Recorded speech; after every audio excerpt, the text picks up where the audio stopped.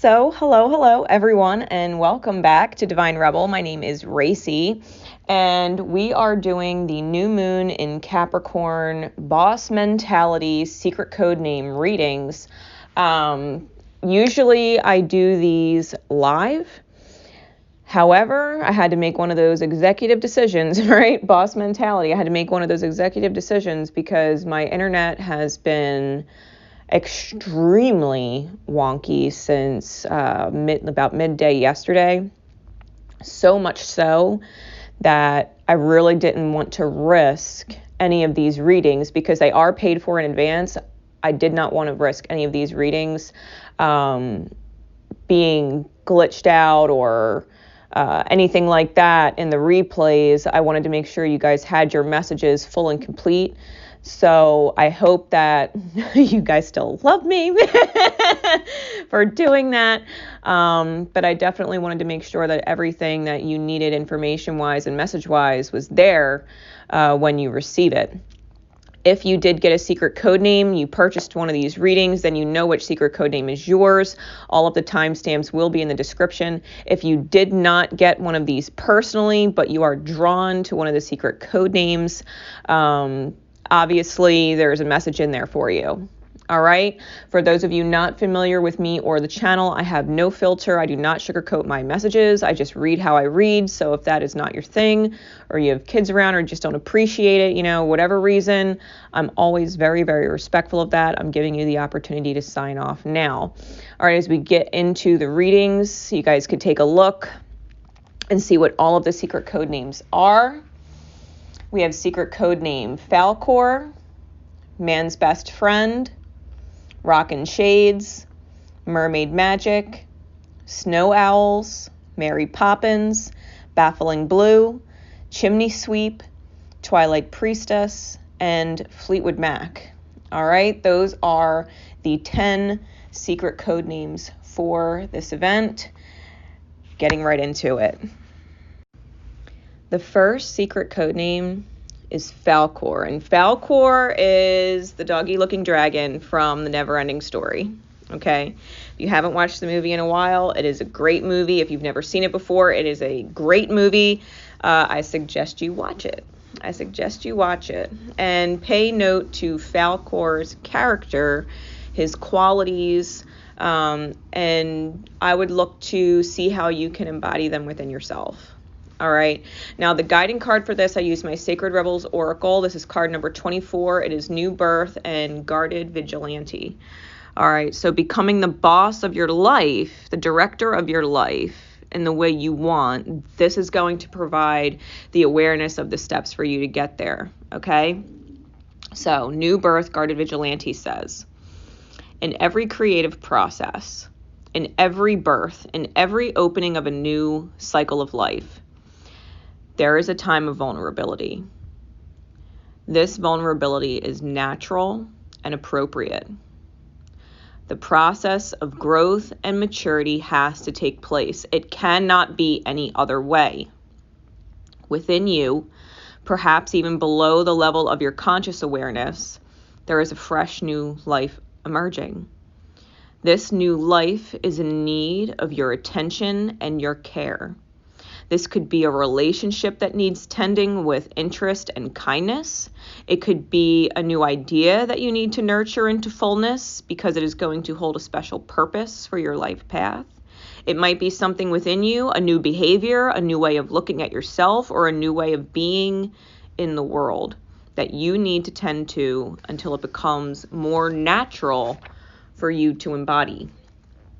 You must pay attention to the new life emerging for you now, or that you soon sense is coming. You must not be careless and think it doesn't matter, because it matters greatly. Being careless now is akin to killing off the idea before it has a chance to grow strong enough to withstand the criticism, jealousy, or sabotage by dark consciousness in others or yourself. Be intelligent to its potential power and stay centered in your heart and in your wisdom to avoid its ill effect upon that which we are nurturing into life. Your vigilance and care is most certainly required. Only allow those proven to be trustworthy to support you in this, those that can handle or understand the frequency or vibration of what you are seeking to manifest and nurture. Some may love you but be frightened of what you're creating. It's unknown to them. Stay true to yourself and your creative power, and be wise as to whom you invite into your inner sanctum to witness this new life emerging. This oracle also brings particular guidance about keeping your inner sanctuary pure. Sometimes you will find that others have taken up residence in your sanctuary. Perhaps an argument that you cannot let go of has another living inside your head. A suffering that has not been acknowledged and released can feel like a big, old, dirty suitcase of emotional baggage cluttering up the temple space of your heart. It is time to focus on the purity, the light, the love, and compassion that dwells within you. Everything else will come and go, and that is just fine. The purity within your sanctuary is eternal. It will give you peace and spaciousness of mind that you need to recognize this new life, this new you, and to compassionately but firmly denounce any intrusion upon that new life with doubt, fear, or sabotage. Okay. As the guiding card, I'm feeling like there's certain aspects of yourself or certain things that you're holding on to, certain things that you can't let go of, maybe certain things that you've been obsessing over in your mind that are not healthy and need to be released. You need to be able to forgive others for not understanding their own selves, for not understanding you, because they have no fucking clue what it's like to be you. They have no fucking clue about how you feel. They have no fucking clue about what you need. You know, you really have to come into this understanding of who you are, what you want, and that it's okay to be who you are and want what you want. You also can't allow yourself to buy into the projections, the lower projections of others that trigger you into your lower energy. You can't go there, especially with younger people, like fucking teenagers. You know what I mean?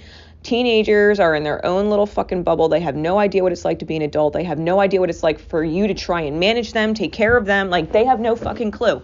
If there's something going on that is repeating over and over and over and around in your mind, and you can't seem to get past it. You can't seem to reach them. You can't seem to get through to them. You can't seem to make them understand or see things your way. You have to let that go. You have to let that go.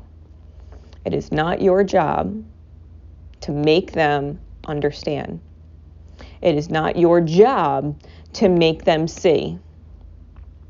It is only your job to make sure that you are at peace with you and the choices that you're making. If something you do or something you say is going to leave you feeling guilty because you could have said it better, you could have worded it better, you could have not upset them the same way. Like, this is being vulnerable. First opening of the card, this is about being vulnerable. Okay? This is about being really honest.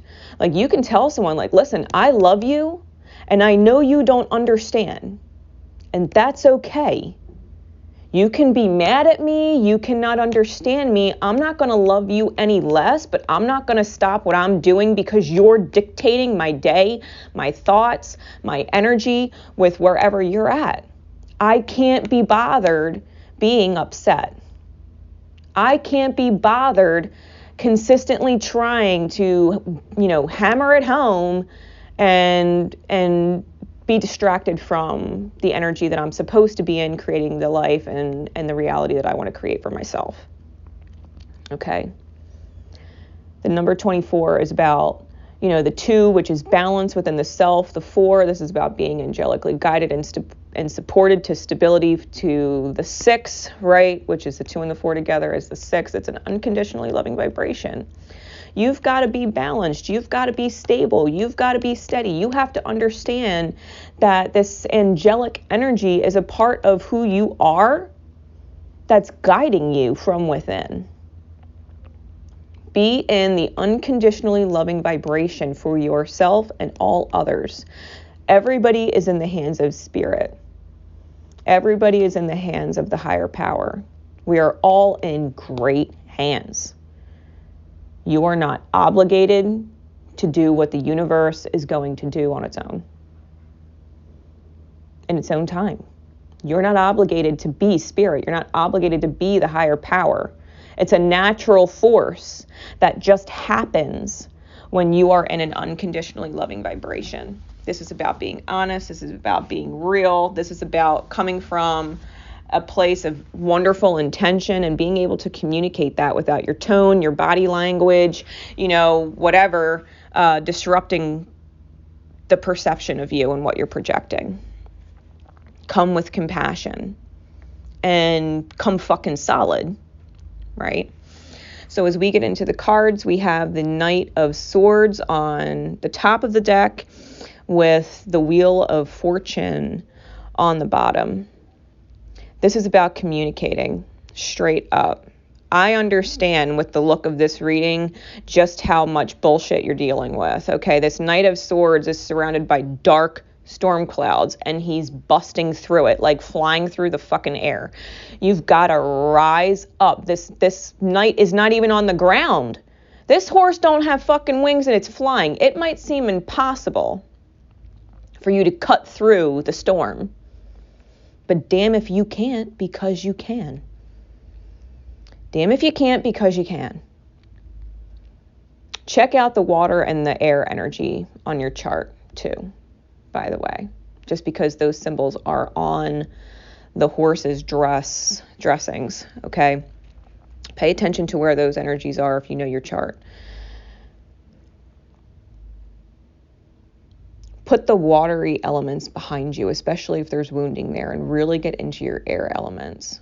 This is going to make even more sense as we get towards the end of the cards. But you decide your fate. You decide to move forward. You decide to go against the quote-unquote reptilian programming that, allows you to think it's okay to bite and sting people, to leave people paralyzed by you without a response, that they can't speak. Like you can't go to that old place. You have to move forward. The arrow on the Wheel of Fortune is moving forward. You have to be loyal. You have to get back in touch with your humanity, your awareness, right? You have to master and champion that old energy so that you can move into the new energy, that you can create your goddess energy. All right. Getting into the cards, we have the Nine of Wands, clarified by the Five of Wands in the reverse. The Seven of Pentacles, clarified by the King of Wands in the back face. We have the High Priestess, clarified by the Page of Wands. And we have the Temperance card, clarified by the Seven of Cups in the back face and the King of Swords. Okay. The Nine of Wands, clarified by the Five of Wands in the reverse. This is being at your wit's end and being over the internal conflict that you're having within yourself.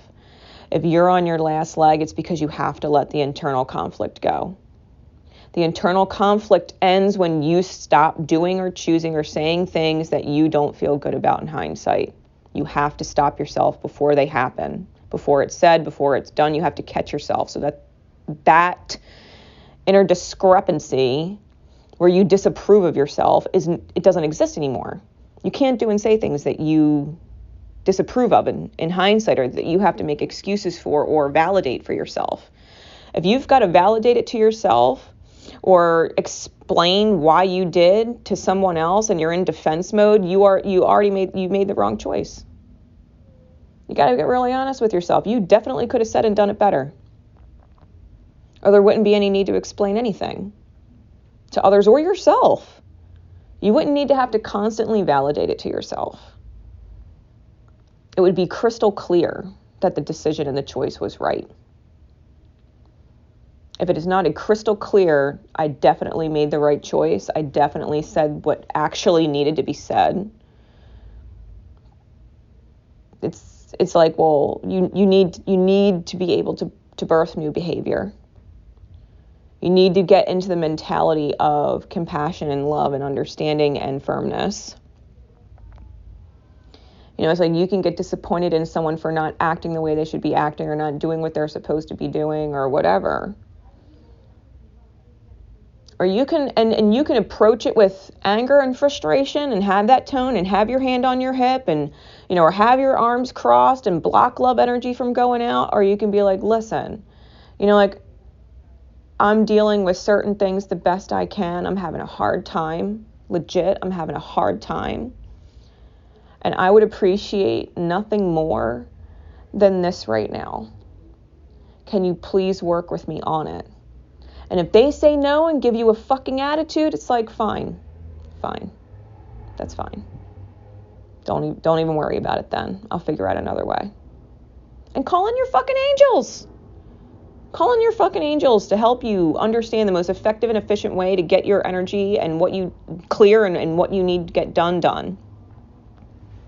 If you don't have any help and you're being met with resistance, you're not meant to have help. And you got to stop resisting yourself. Okay?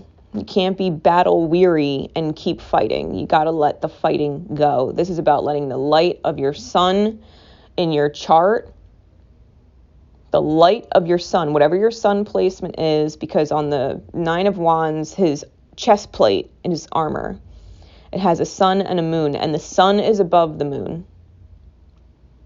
You've got to put your light first. You can't be pigeonholing, focus on just a certain aspect of light and not see the whole light picture. Tap into your light. Every sign has a light aspect and a shadow aspect. Light attributes and shadow attributes.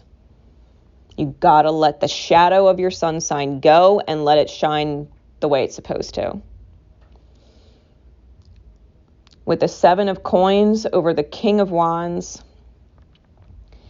The 7 of Coins in the back face, the masculine energy on the card, this is your inner masculine, right? Your ability to choose, your ability to understand what is going on in your environment and respond to it. Our reactions. You're looking at a family tree and all the people are there, but the tree itself looks like shit. And you're looking at it, and you're like, what the fuck do I do? Well, in reality, there's a huge fucking snake, a huge fucking demon wrapped around the tree. It's choking the tree out. And the masculine energy on the card, on the 7 of Coin, and the masculine energy on the King of Wands, they're both back face, like facing away. You can't actually see their faces. They have their backs turned. I feel like you're looking directly at the bullshit and focusing on the bullshit. You're not getting up and actually stopping the demon, stopping the shadow within yourself, making choices. You cannot let the sting and the bite come from you. If you're hurting someone with your words or your actions, there's a better way. There's a better way. If you know what you're saying or doing is outright hurting somebody, that they're receiving it painfully, and you're saying it anyway, and you're not trying to, or definitely doing things to ease that, you're in the wrong. You're in the wrong. You're not actually bettering your situation or anybody else's. You've got a huge demon snake wrapped around your tree. And the only one who can remove it is you, which means you got to get up. Because over time, like the King of Wands sitting on the throne, the wood breaks down. It wears away. It's not a throne anymore. It's just a fucking rock. Just sitting on a rock looking at a dead tree. You got to get up and slay the fucking beast within. You got to get up and get rid of it. You can't be afraid, no matter how big that snake is. You can't fear it. You can't fear letting it go. You can't fear telling that shadow to get lost. It's not serving you. I do strongly believe this is something that you're doing or saying, and it's a pattern. And I think that someone keeps bringing you there, and you have to catch yourself, because they're going to keep bringing you there, and whatever it is that this beautiful tree of life could be, this family tree could be, it's suffering. because you're allowing you're allowing someone else to control your energy, your mind, right? Getting back to the inner sanctuary, like you have to be at peace. Doesn't matter if someone else is really not at peace, but you have to be at peace with everything. If it's still running around in your head and the conversation or the argument or the interaction is going over and over and over and over again and you can't let it go, something could have been better chosen. With the High Priestess clarified by the Page of Wands, you know intuitively you have to change yourself. You have to reinvent yourself. You have to phoenix rise. You have to get into that strong, fresh, young, masculine energy, beginner's mind. You got to start over.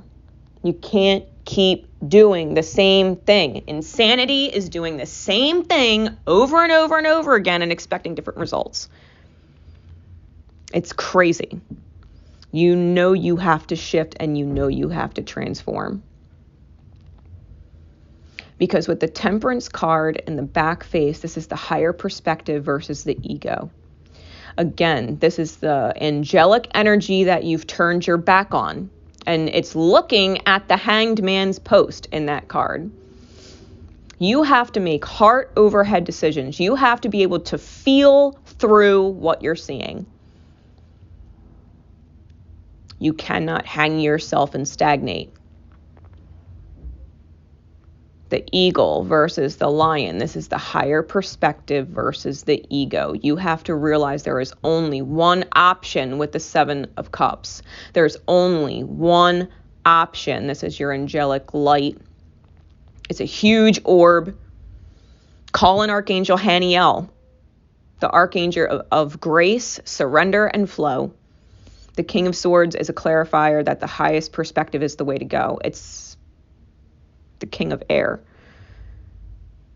the mind, the thoughts. You have to master how the fuck you think, what you say. You got to look at the higher purpose, the bigger picture. You cannot be letting your ego just fucking let loose and roar. You got to catch yourself. You can't get frustrated because you think someone is grown up enough or old enough to know better. They fucking don't. You don't. You don't. And you're teaching them the same thing. They're only going to mimic you and mirror you and bring it into their life later.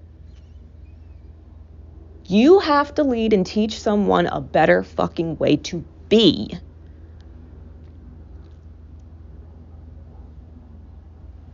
So, secret code name Falkor, you have to be the mystical, magical, loyal dragon. This is not a fire-breathing dragon. Falkor is he's awesome. He's a sweetheart. He's clutch. You've got to be in that energy. You can't be the big fire-breathing dragon that tries to intimidate or scare anybody onto the path they're supposed to be on. Catch yourself. If this is your secret code name or this is what you resonated to, please be aware this is definitely a you issue. If you want to move forward in your life and create better, it starts within yourself. It starts from what you choose. All right, so I hope that this was super clear for you. All right, moving on. The next secret code name is man's best friend.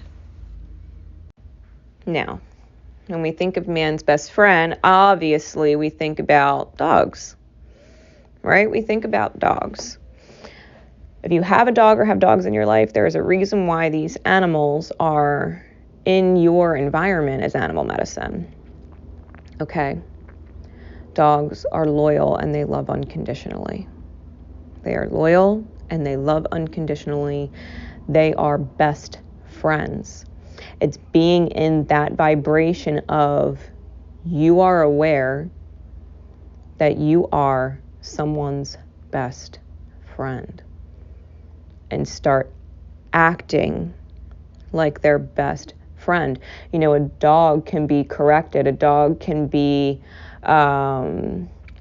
reprimanded. They don't love you any less, right? And so it's a matter of getting in that vibration of, yes, a dog can make mistakes and they can start rummaging through the trash and create a fucking mess. That's fine. The mess gets cleaned up. You don't love them any less.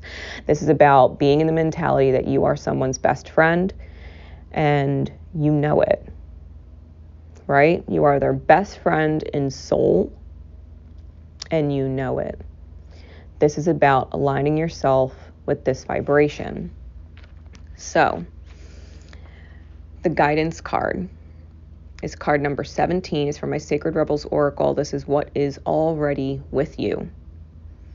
The 17, this is initiating divine miracle. The 1 and the 7. Initiating divine miracle for the abundance, which is the 8. The infinite resource, the infinite experience, the infinite blessings. All right.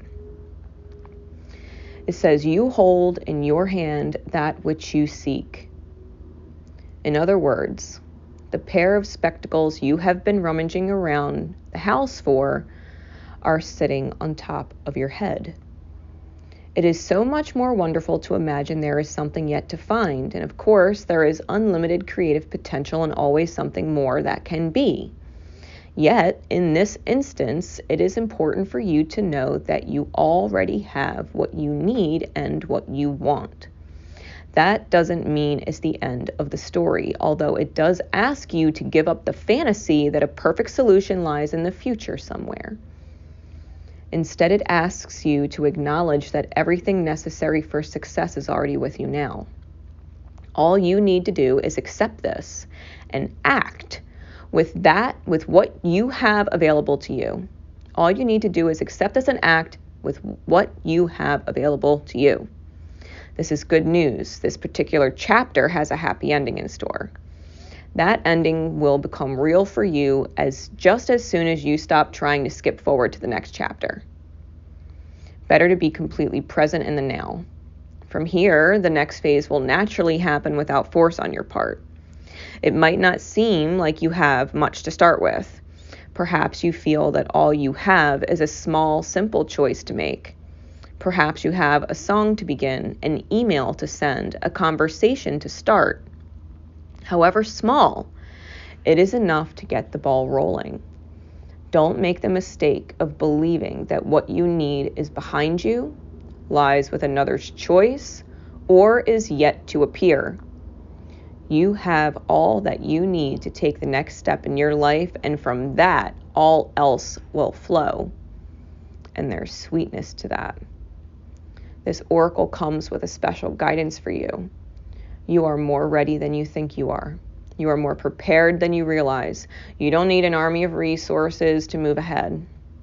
Although you may find that when you do move, many resources suddenly become apparent. All that you need in this moment is just one sweet act of nourishment.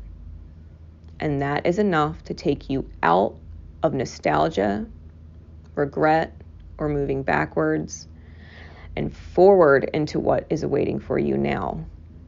Be brave, dig deep within, and enjoy the sweet surrender. I feel like you are on the verge of something. And the reason why it hasn't started rolling yet is because there's some kind of action to take. There's some kind of action on your part. And it says, a simple act of nourishment. There's something you have to do to spark it. And that could be where your inner conflict is as we get into the cards, right?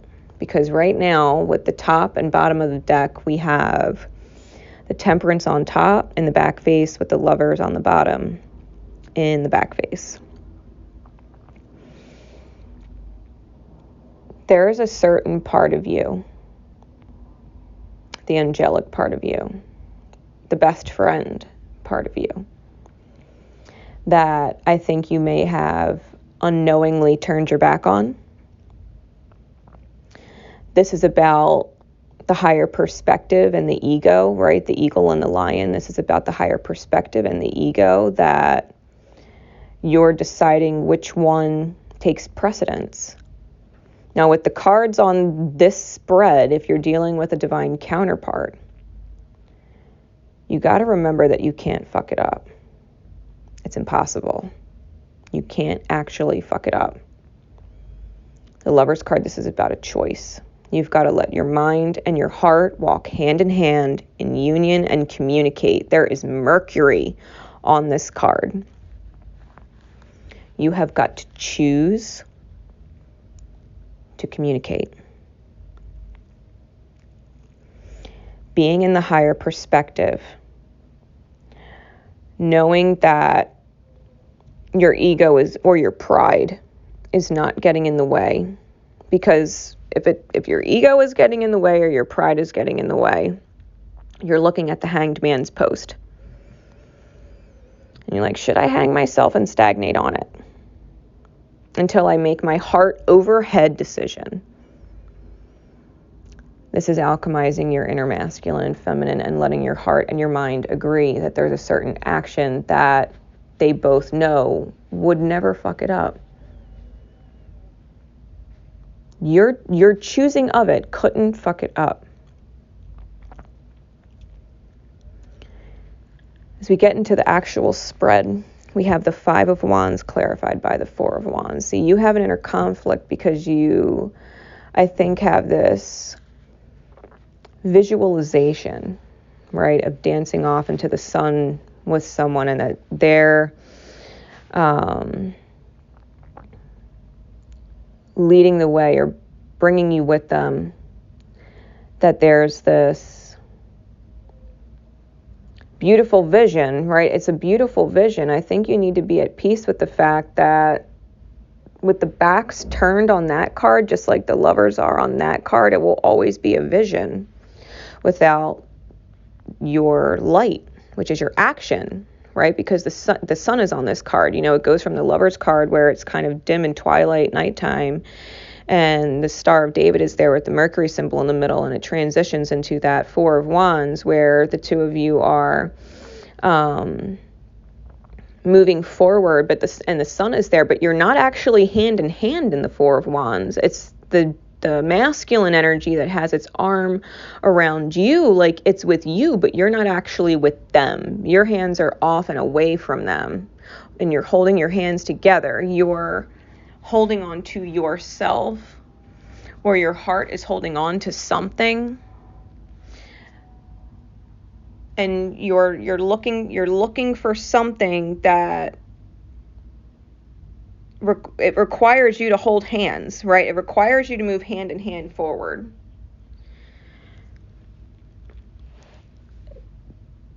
This and being in the energy, right? Moving into the Strength card, that's where that lion, that ego gets clarified by the Tower. All right. And when I saw the Strength card in this face, you know, this is pride. I got real strong. This is pride.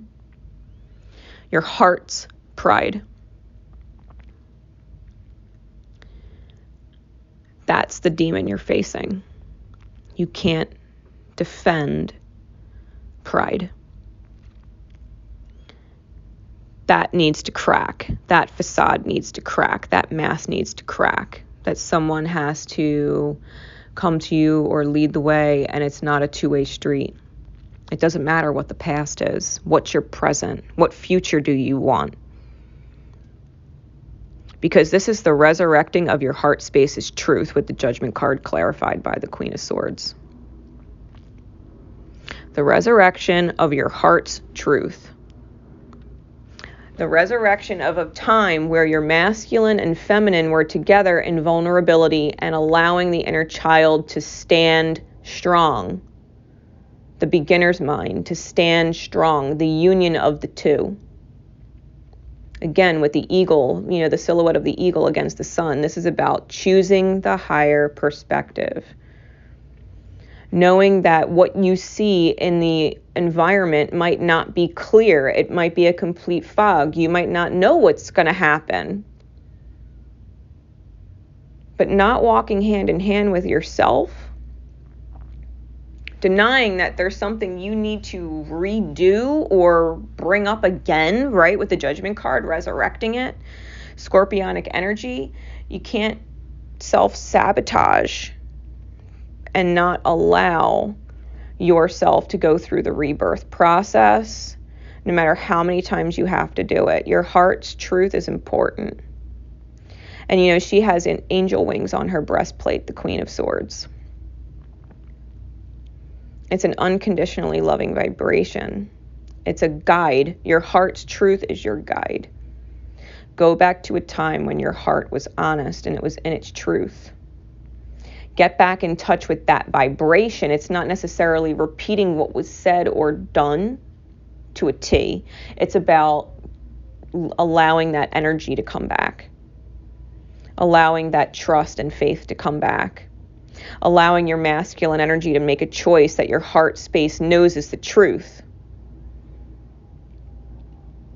And you will realize with the Six of Coin clarified by the Six of Wands that your masculine energy is so much bigger than the world you perceived before. That your masculine energy and your ability to choose trumps the environment. And everything changes. It is exactly how you choose to see it. And it's a victory. You know, the Six of Coin is also about equal give and take. And sometimes initially we give or perceive that we give more. But that's fine because you're going to perceive how much you receive later. Everything's going to be balanced. The more you give, the more you get. And you get what you give. If you're giving your heart's truth, you will get the truth from someone's heart. You will get the victory. You will get what you give. All right. I feel like, even flashing back to that Four of Wands underneath the Five of Wands, the masculine energy is holding like a horn that you would, I guess, kind of blow into like a call. Like when people declare something. That announcement kind of horn going off. I think you just maybe it could be as simple as announcing like, hey, you know, like I know it's been a hot minute, but I really liked doing this with you or that with you, and I just kind of miss it. Like, can we just do that? Like, can we just do that? You know, it's like nothing ever happened. You know, it's like moving forward like nothing ever happened. You know, like a man's best friend, the dog isn't looking at yesterday and all the negative that maybe happened when they were scolded for tearing up the couch cushion, you know? The dog is just super happy the next day. It's not thinking about what happened yesterday. It's thinking about today. It's excited today. It's loving life today. It's your best friend. It's your best friend. You got to be in that energy. Understand consciously that you are someone's best friend. Let the pride go. Let the fantasy go where your heart is not walking hand in hand with your mind. There's an old issue that needs to be brought up. All right. So, I do hope that helps. I'm sure that is not what you want to hear because like the, you know, what is already with you card said, you know, it's nice to think that there's something still ahead in the future and something to look forward to and some fantasy of blah, blah, blah. But the fact of the matter is it will always be a fantasy unless you make it reality. It just takes a simple step. A simple step. Like reaching out. Some kind of communication, right? Mercury, very prevalent in the reading. Get in touch with that. Clear out the old structure. Realize there is nothing there that is serving you when it comes to pride or ego or controlling the situation. Trying to control the manifestation. Because I feel like the vision you have is correct. The way to get there, the way you think you're getting there is what's off. It's a little bit of a fantasy land. which is fine because the fantasy is great. It's just probably not the way it was intended to work out in the long run if it is indeed what you want. Get in touch with your inner child energy. Get in touch with your heart space's truth. Allow it to communicate and see just how big your energy is in the world, that it can create whatever it wants to create. It can see what it wants to see.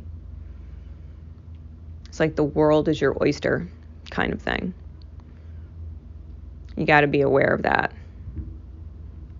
One simple spark, one simple word, one simple question can change everything. And that still might not work out the way you thought. It might take a week since to reach out to actually work on something. But the fact of the matter is, if you're honest and you're speaking your heart space as truth, even if something needs to be rescheduled, who fucking cares? It was opened. It was opened. And the victory's at the end. The equal giving and receiving is at the end. The fair energy exchange that you get, what you've given, comes back. And the vision that you've been holding, that you want to see, especially if it's with a divine counterpart, right? With this Four of Wands and the Lover's present. You got to understand, sometimes we just have to give a little more. We just have to forget about yesterday. We just have to focus on the truth in our heart today. And if you feel like seeing someone and you miss them, hey, it's been a long time. Do you feel like catching up? We had so much fun the last time that we were hanging out.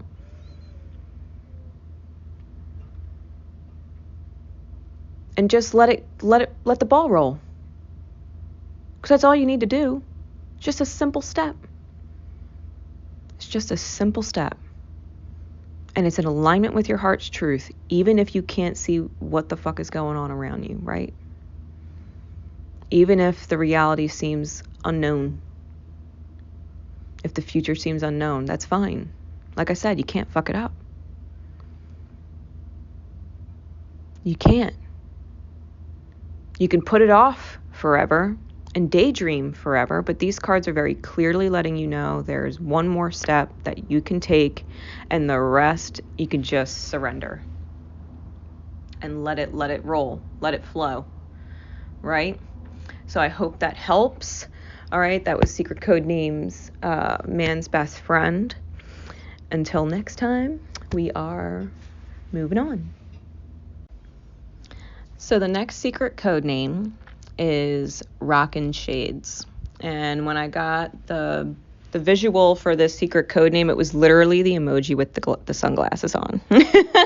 All right, and I got this vibration of definitely playing it cool, keeping a little bit of an air of mystery to you. Definitely in this vibration of, carefree in the sun kind of energy. All right, just feeling like you're in your own element, feeling very comfortable with who you are, and know that you are being viewed that way. Like someone thinks you're really cool. Someone thinks you're really chill. All right, someone wants to get to know you more. All right, they want to see your soul behind the glasses, right? They want to see your eyes. They want to see into your soul. And so it's kind of like just playing it really cool, knowing that nothing has to be completely revealed in this big unfolding of all of the, stuff that makes you you. It's knowing that there's certain things that make you you, and that they can see who you are as you unfold for them without necessarily getting into the why or the how it all came to be with yourself. All right. As we get into the cards, the guidance card is card number 38, and it is Restore and Replenish. All right. The 3 is Ascension energy. The 8 being abundance and an infinite loop of good positive karma to the 11, which is the self-mastery. All right, and if you look at the imagery on that card, there's a person sitting in the center of what looks like an eye, right? It looks like a green iris made of leaves and seashells. This is about the life of you. This is about the heart of you. This is about being vulnerable and being in the fetal position. It's reminding yourself that when you love who you are, You remember that you are a child who deserves love and nurturing and support, right? You understand that the stars are aligned for you in a very specific way. And I'm being drawn to all the buttons on the outskirts and the fact that there's a key in there. Buttons are fasteners. They hold things together. And that's the key, right? You've got to be able to hold yourself together. You've got to be able to nurture yourself, your heart space, and what you see as far as what life it is that you want to create in your vision. So it says, you are in need of something so much deeper than rest. This is about restoration, replenishment, and revival. Okay, this isn't about taking a break or stepping back so much as it is about knowing that you're allowed to be nurtured, you're allowed to be taken care of, you're allowed to let someone help you grow, right? Restoration, replenishment, and revival. This will not necessarily come from lying about somewhere, taking a moment out of your day, or evening activities. You are more likely to gain what you need by breaking with your routine completely and doing something different or creating a whole new routine. You need some variety, some spice, some change to bring fresh energy into your body, mind, and heart. You need to restore and revive yourself by changing the usual flow of energy through your being. You can stimulate this process by going to a different place, meeting new people, and taking different actions to what you would usually do. You can return to your routine, quote unquote routine, in time if it feels good for you. However, it is time to move without pushing yourself beyond what is known, comfortable, and familiar. Do not put yourself in a situation where you feel you could be uncomfortable later. Okay? That means saying certain things. Like, people can ask you a certain question and it's personal, and as much as you want to give them the answer, you might not actually be comfortable explaining it all or giving a full answer. And so maybe you do have to keep a certain amount of mystery about you, right? You can be an open book without giving away the ending. You know what I mean? Okay. So this oracle comes as a message from the great loving guardian, which is life itself. You've been working so hard and you've accomplished so much already.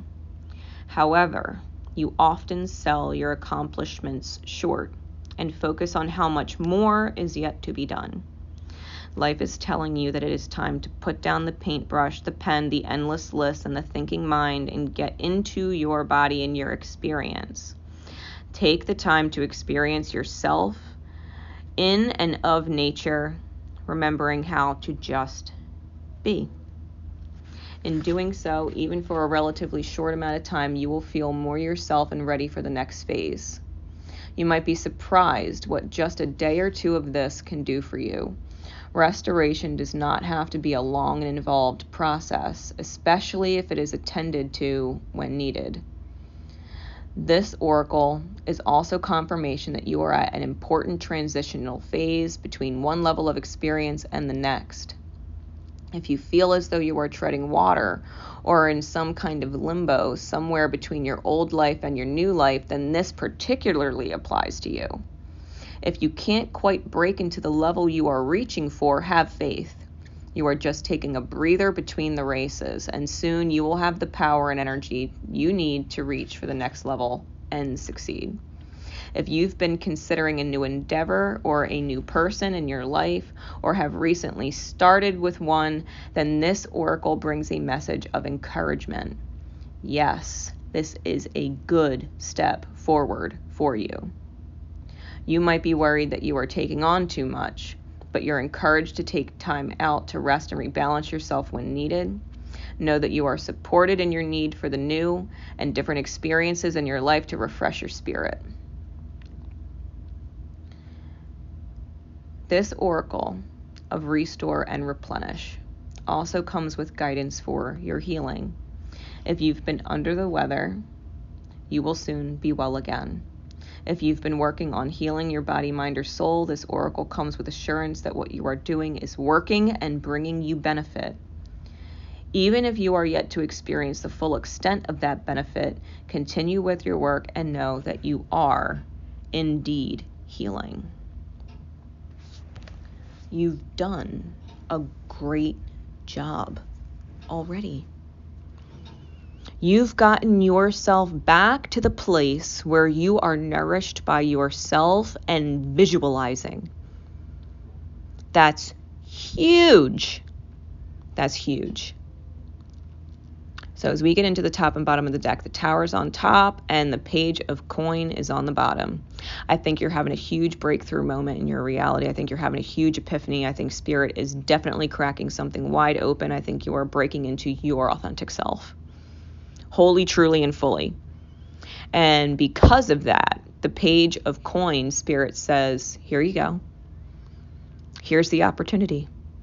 Here's your fresh start. It's right here. It might not have actually come into the light of day yet, which means it's not in the conscious experience, but it's already here. You're already looking at it. You're already a little mesmerized by it. It's already glowing for you in the reality.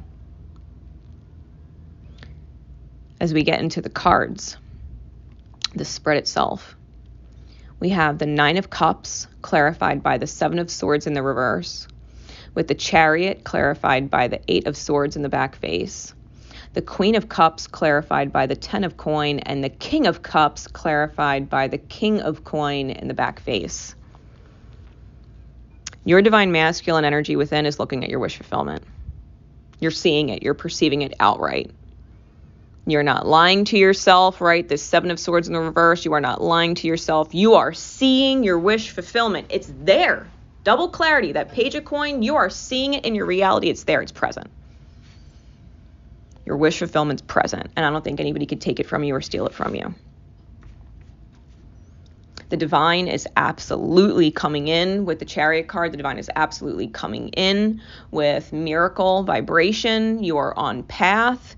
You are declaring this healed energy, right? You're holding the caduceus, which is that the healing symbol with the wings and the two snakes that wrap around the staff.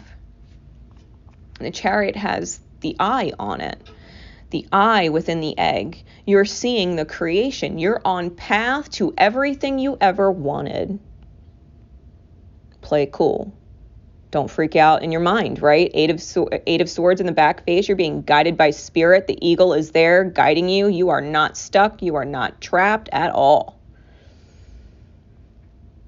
At all. You're free. You know those ropes are loose. You have nothing to worry about. You can simply just be your fucking self. Keep some mystery. Don't be trapped about it. You're not going to be judged. And if you judge yourself on something, it ain't the time to bring it up in conversation until you're clear with yourself on it. You know what I mean? You're on path.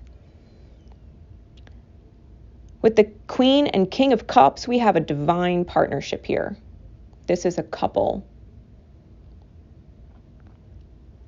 A very equally matched couple, equally deep. Emotionally deep and emotionally mature. The Queen of Cups clarified by the Ten of Cups, your heart saying, Spirit, can I have it? Can I have someone who is loyal to me in spirit? Can I have the dream? Well, Spirit said, yes, you've mastered your heart. You absolutely can. King of Cups, you've mastered what emotionally you put out and what you want back. You've championed your heart space, championed your emotions. Clarified by the King of Coins in the back face, this is about making sure that you're not sticking yourself and remembering that you're free. You're allowed to be a little stubborn and move when you want to move, because the bull there moves when it wants to fucking move. It's not the fastest animal in the world, okay? It's no cheetah, but it's got endurance. It's steady. It can keep going. It will get from point A to point B in better condition than someone who is running at full speed and out of breath. and collapsing across the finish line because they're fucking exhausted. It's not about a race. It's about making sure you get from A to B. Don't worry about speed. Take your time. Play it cool. Be yourself. There's no need to rush. There's no need to unfold the ending, right? Enjoy the story. Enjoy the telling of the tale. Enjoy the build, because this is it. It's here. The Page of Coin, it's here. The Nine of Cups, it's here. Miracles, here. You're right on path. Spirit's guiding you the whole way. You got nothing to worry about. You got nothing to worry about. If there's something you don't want to talk about or some place in your mind you don't want to go, don't. Don't. Fuck that energy. Don't then. Stick with what feels right. Because whoever is in your life, who is coming to your life,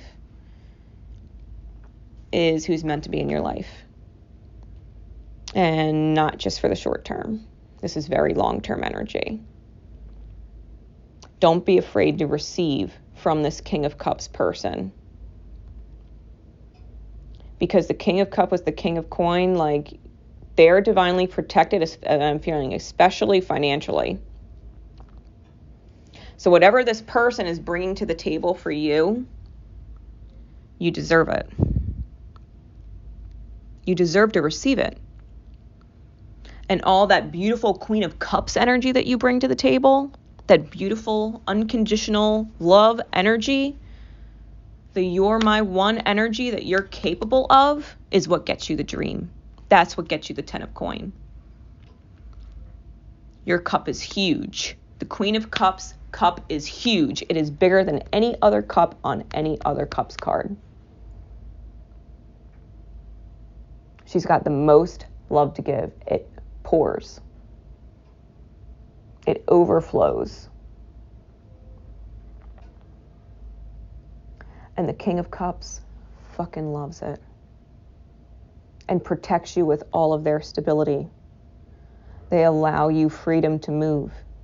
They allow you freedom to be. It's an awesome place to be. It's an awesome place to be. If this is your code name, Rockin Shades, or you resonated to it, you've just stepped over the starting line. It's like the story of the tortoise and the hare. Slow and steady wins the race. One step at a time. Take it slow. There's no need to rush. Do as you're guided. If it feels right, it's right. If it doesn't, then you wait. It's so simple. Because I don't feel like this wish can be stolen from you. I don't think you can actually lose it. I think the miracles of the universe are working in your favor. I think you're being super, super guided. And whatever is coming, it's meant for you. It's meant for you. You don't need to try and hold on to it or try and convince it that you're the right person to stay with, because you just are who you are. And you're better when you're not trying. You're better when you're not worried. You're better when you're not overthinking it. If you're busy today, you're busy today. While I'm free on this day, we can do it that day. Okay, that's fine. Right? There's no rush. It just super flows. You know, if you think about a river and, you know, if you're floating, like if you've ever been like river tubing or something like that, like you go out on the river and you float and, you know, you got your sunglasses on, you're rocking your shades, right? And you're just floating down the river. And sometimes the river has its nice, calm, peaceful, you know, moments where you're just kind of slowly drifting, and then there's rapids where it picks up speed and it's exciting, and you know, and then it slows down again and it's nice and calm. Like there's all different ways of flow, and it's just a matter of going with it. Why waste your energy and paddle through the lulls, paddle through the calm to get to the rapids faster? The calm floating and drifting is the best part. It requires no effort to get to the rapids. You're going to get there. Enjoy the drifting. Enjoy the floating. Enjoy the flow. Sit back and relax. Grab yourself a margarita. Grab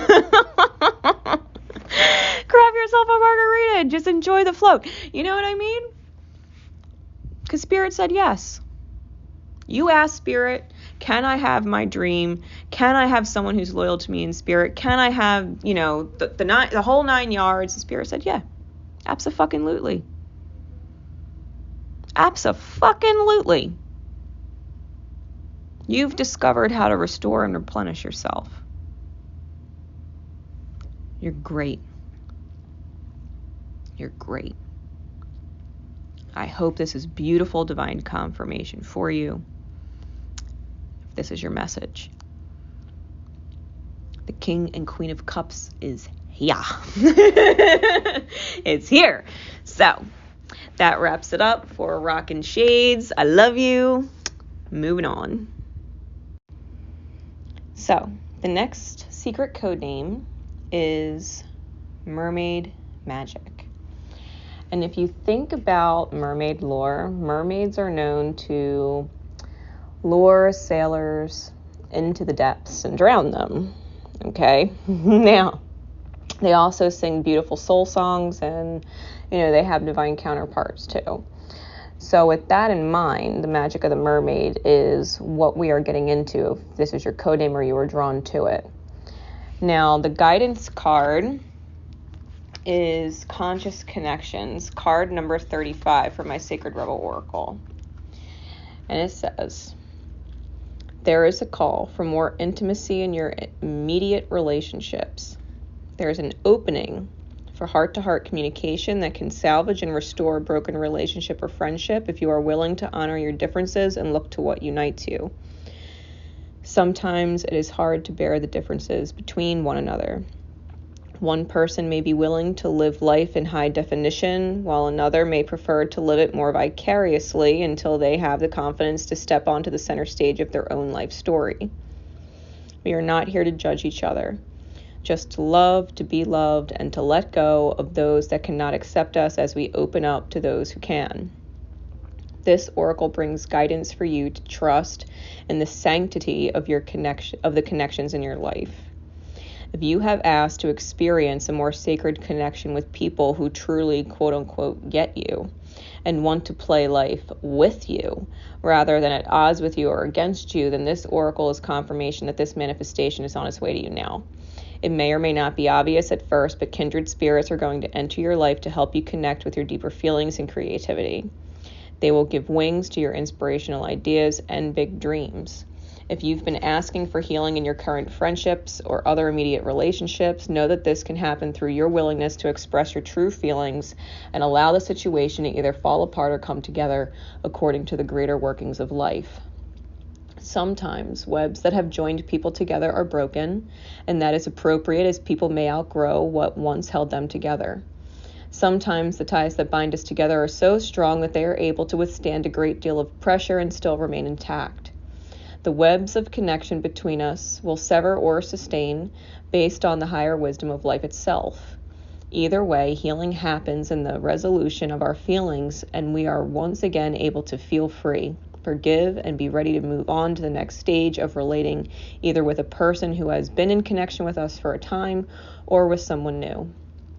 This oracle asks you to remain open to healing connections and to allow people to be close to you. Trust in the process that draws people in and out of your life. Resist nothing and seek wisdom in all. Now, between the secret code name and that card, and even in the card, there's two females mirroring each other on the card, and they have a wrap around them, which you could consider like a mermaid tail, especially because there's koi fish swimming around her in the darkness. Okay. Sometimes you have to turn away. And I can't help but remember something that my flame had said to me once. And I think it's super significant. And you can correct me if I'm wrong, but I doubt it. Guys are not friends with women because they enjoy friendship. If a man is friends with a woman, this is what my twin said, if a man is friends with a woman, it is because there is some hope down the road that he would potentially get into her pants. That's it. There is a hope or a fantasy there that one day they will get into your pants or get to see you naked. With that being said, if you have people in your inbox or back burner guys, and take it in reverse if you're a guy and you're resonating to this code name, but if you have people that you keep as back burners that you know you're not actually meant to be with, you don't actually want to be with them, you don't ever actually see yourself sleeping with them, going out with them, you don't actually want to send them nudie pictures, you know what I mean? Like, this is the time where you start letting them go. Why are you keeping them on the back burner? If you know they're not meant to be a part of your life and there's just threads holding on, like, let it go. Like, the next time they message you in your inbox, be like, you know what, listen, to be fair, I think you're a nice person. I think you have great potential to offer someone. But if I'm really honest with myself, I know that's not me. And I just don't want to feed my energy into this anymore. You know, like, respectfully, I just need to kind of move on with my life and not be distracted by it. It's not ever going to go anywhere. It's never going to become serious. You're never going to be my best friend that I call up every day or when I'm having a hard time.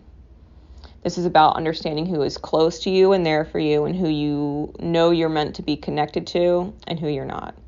You got to start cutting off all the karmic stuff, because whatever brought you and them together into your experience in the first place, it's old energy. It's old energy. You guys played a role in each other's lives that may have been very beneficial for a time in the healing process, but now that time is over and it has to be let go of. If you have people on the back burner, old, relationships that you still keep in touch and you're still kind of sort of friends, it's just time to let it go. You're not there anymore.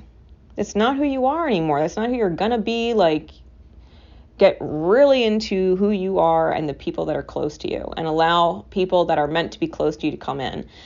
These are soulmates that we have spent past lives with. That's why there's a connection there. That's why there's an interest there, but they're not meant to be with you. They're just karmic lessons from past lives that are repeating. It's all it is. There were people that you connected with in past lives that you have no future with. They're just past energy, bringing up past lessons and resonating to past versions of yourself. Let them go with love. Let them go with well wishes. I really do wish you nothing but the best. I just know you and I aren't meant to be together, and I just don't have the time or the energy or the willingness or wherewithal to maintain this surface, superficial, whatever you want to fucking call it. I'm not interested. You know what I mean? Cut yourself free. Cut yourself free from your karmic past. It's not who you are anymore. It's just not who you are anymore. This is about cleaning up. This is about nourishing yourself, making yourself full. Because all of these people that are just back burner connections, old karmic connections, they're just little energy drains, little siphons of energy that tick away at you and keep you from feeling full. Let them go. Your energy will fill and overflow so fast it ain't even funny. Ironically, I kind of went through the same thing right before I came into union with my flame. I let go of every potential person I could have ran to. Every potential karmic soulmate that was interested in me. I let them all go, respectfully, cut them all off. Anybody who truly cares about you and wants to continue being your friend, honest to God and truly, but like, listen, that's totally fine, blah, blah, blah, blah, blah. But I really enjoy talking to you. I really appreciate our friendship. I really don't care if it ever goes anywhere else. I would be devastated to lose you as a friend. If someone's telling you they would be devastated to lose you as a friend because you matter like that to them, that's a little different. But for the most part, if you tell a karmic lesson or a karmic soulmate that, this is not the path you're going, you will never actually be with them, it's not going to happen. They're going to move on. They're going to lose interest. And that's fine. They're meant to. They're meant to go on their path. They need to cut off their back burner karmic relationships. They need to do the same thing. And you being able to do that with them will teach them how to do that for themselves. Okay? This is ascending into big shift, right? The 35 is ascension and big shifts to the 8, which is abundance. The infinite cycles of abundance. Karmic blessings, right? This is the energy you're moving into. Let go of all the little teeny energy drains. It's like someone taking a penny out of your bank account every fucking day. And you might not notice that penny disappearing. It might not seem like it matters, but the fact of the matter is you're losing a penny every day. And over time, you lose a lot. It's a lot more than just a penny. All that energy was just drained off, and for what? Where did it go? Why? It's yours. Reclaim yourself, reclaim your path, reclaim your direction, take ownership of where you want to go and where you're headed and the kind of people you want to be close to. Because if they're not super close to you and you can't call them up at 3 a.m. because you need to talk to someone, why are they in your life? Why are they in your life?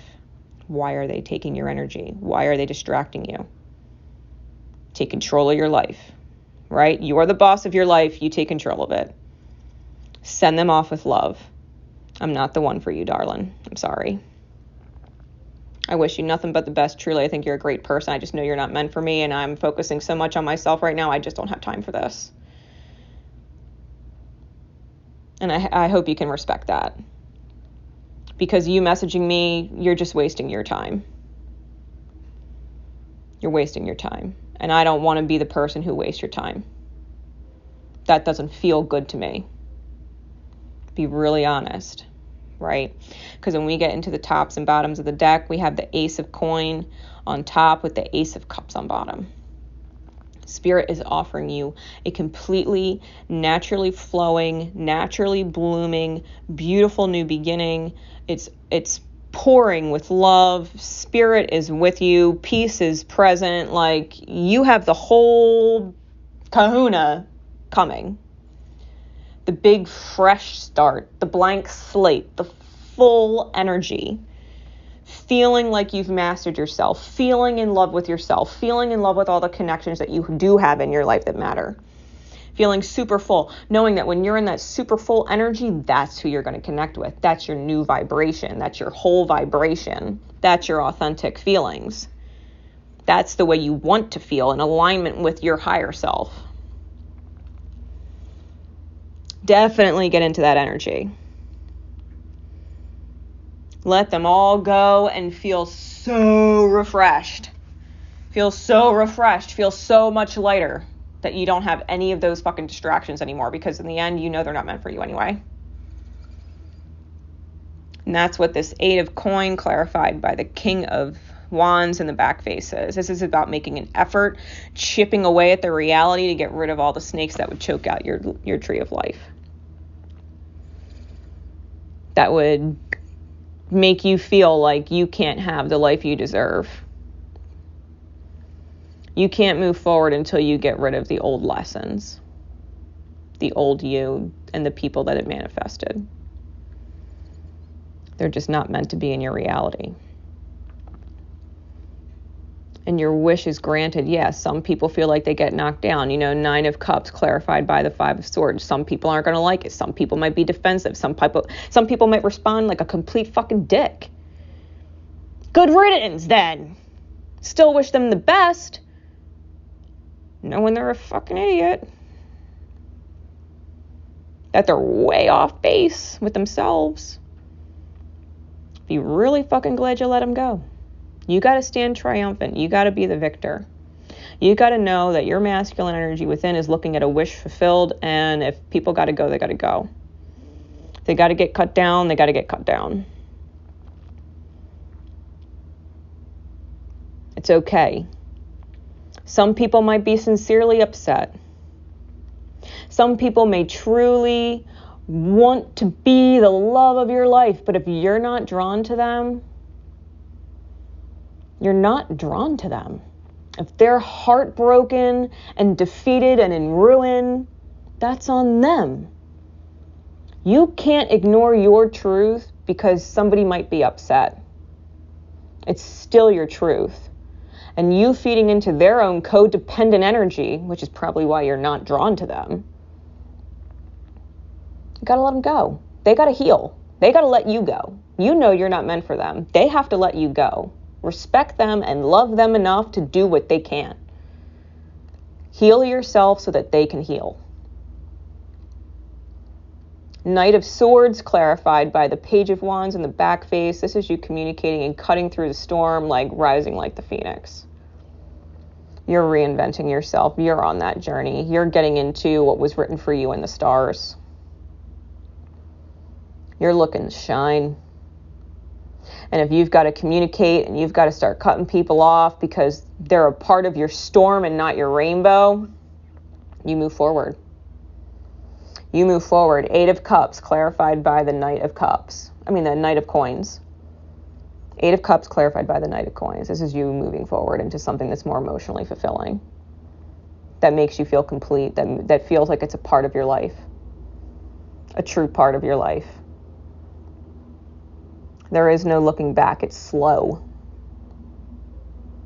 The Knight of Pentacles looking backwards, it's slow, it's stagnant, it's not moving, it's in a desert. There's no love, there's no water, there's no bright sunshine. There's no clear blue skies. It's stagnating and looking at the past. You've got to move forward. You've got to move forward. If someone is looking at you like you're the bad guy and you're awful because you're standing up with your truth and saying, listen, this is the truth. I hate to break it to you, but I am not the one. I'm not your one. I'm not your booty call. I'm not your sexy picture person. Go drain someone else. Or find yourself. Better yet, go find yourself. You can't be in that manipulative energy with me. It is not attractive. And if you continue with that energy, you're not going to attract the right person. If that's how you view women, as just someone who can send you a naughty picture or, get some every once in a while, you're not going to align yourself, sweetheart. Everybody wants to be loved. Nobody wants to be alone in their old age. You really think that mentality is going to get you somewhere in the long run? Like Mermaid Magic. You got to let them go down to their depths. Take them down to their depths. Allow them to be emotionally uncomfortable because they need to find light there. They need to rescue themselves. They need to save themselves. They need to keep themselves from drowning. They need to swim.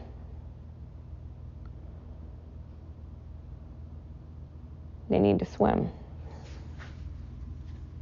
They need to take the journey. Detach yourself from what is not meant for you. All right? I hope that helps. I hope it inspires you. I would be totally fucking excited to start cutting karmic cords. I would be so fucking excited. Like, oh, fuck yeah, because I got 2 aces coming. What? Sign me up. Sign me the fuck up. Honestly and truly. So, I hope that helps. That secret code name, Mermaid Magic. All right. Moving on. So the next secret code name is Snow Owls. Now, snow owls as animal spirit medicine. They are messengers of wisdom, like the owl, but they have a specialty, right? Their area of specialty is the higher perspective you obtain when viewing cold, barren, desolate places from a higher perspective. There is a certain amount of wisdom that you possess from observing the view of what is seemingly cold and barren and what others would deem as a lifeless reality. The snow owl knows better. There is more life to be seen that's special. There's little pieces that are super interesting. You know, the snow owl might fly for days and days and days and not see any signs of life, and then see a little bit of green popping through the snow. It might see snow hare, you know, jumping along, camouflaged, you know, people hiding and blending into the barrenness, but doesn't mean life's not there. You know, there's all kinds of life to be seen and witnessed. It's just special when it shows up, you know, and so you bring this kind of wisdom forward. And it's remembering that there's a certain amount of knowledge you hold because of the specific life that you've lived. All right, so as we get into the guidance card, Diving for Light, card number 11 is a number of self-mastery. And I do feel, and I'll explain why in a minute, that you're helping someone understand the wisdom that you have. So Diving for Light, it says, how brave you are. You are diving for light. It can be so much simpler to seek light in the heavenly, in that which is blissful, sweet, loving, and kind. Yet to look for the light in that which is dark is an advanced task that only a rebellious and brave heart would attempt. You may not feel that you have taken such a journey by choice, yet you have taken this wise challenge on from deep within your soul, chosen it before you were born into this life. Your innermost being has evoked this situation in your life with the intention that you grow in power, wisdom, and creative juice. It also wants you to experience a bold and fearless trust in life and become further empowered to live it with zest and courage. The Oracle of Diving for Light speaks of a time when you were called into darkness through life circumstances, situations, relationship challenges, or inner struggles that defy clear understanding. That darkness might be a creative block, a sense of being in a void, or feelings of depression, rage, sadness, fear, and anxiety. There may or may not be an obvious cause.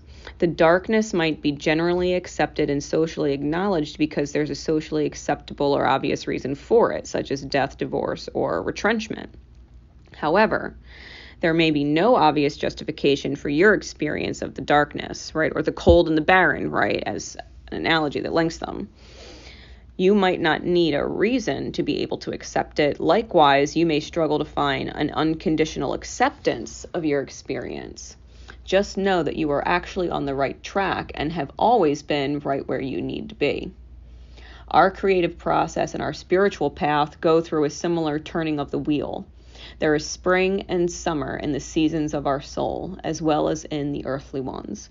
There is the autumn harvest, and there is the death inherent in winter, when energy is concentrated and pulled within to seek out the darkness where it can rest, regenerate, and simply be, until the time is right for new life, energy, and creative inspiration to burst forth.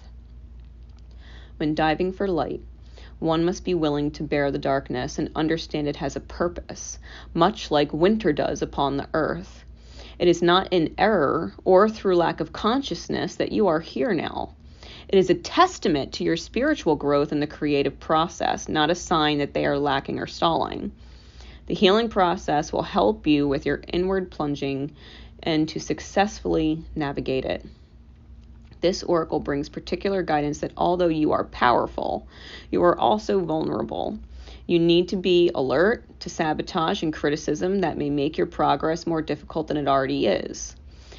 That would be rather unnecessary.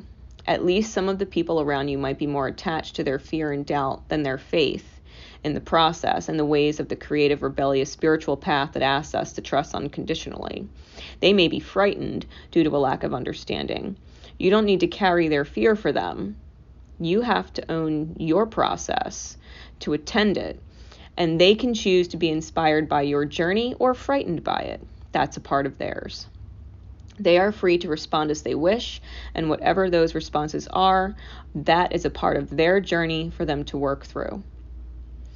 You also need to be vigilant against the darker forces within yourself. These are the voices that you may not expect, particularly if you are a pure-hearted being who typically resonates with love. These voices or feelings might surprise you with their dark intensity. They may be feelings of hate or terror, of wanting only to sleep because anything further is all just too hard. They may contain vicious criticisms of yourself or tell you that your inner creative work is pointless, unoriginal, not worth it, or stupid. These dark forces might try to tell you that you are on the wrong path, suggest that you will fail or have failed, or ask with great condensation, who the hell do you think you are? You must stay in your heart and not believe these dark forces. Stay in compassion for yourself. Fear creates the energy of anger, hate, and destructiveness. These forces are a part of life. We don't have to be frightened of them, nor do we need to deny their existence or try to ignore them in order to find light in the darkness. We just need to hold compassion and be intelligently aware so that we can avoid being seduced into the trap of needing to prove ourselves or into the mistaken belief that we need to fight against our darkness. It is too easy to get caught up in trying to heal the dark. Darkness just is. Recognize it when it is there and be in your compassionate heart. All you need to do is make a choice. Will you stay in your heart or be seduced by your darkness? Diving for light is a spiritual test and a threshold for all true creative work. We successfully navigate our way through this test and pass the threshold into creative new birth by staying connected to the light of compassion in our own hearts. It is not an easy test, but it is the one that you are ready for. Otherwise, it wouldn't be coming to you. Just remember, it is the light of the heart that sustains. It exists within us always, even in the darkest depths of the unknown terrain. This oracle also comes with a special message that there is a darkness around you that could become problematic if left unchecked. If for no particular reason you find yourself feeling angry, irritated, hopeless, or tired of something more than usual, unable to rest, or need to rest too often because of too much effort, please take care of yourself. This darkness is having an unnecessary effect on you. It is time to end that now from a place of compassion.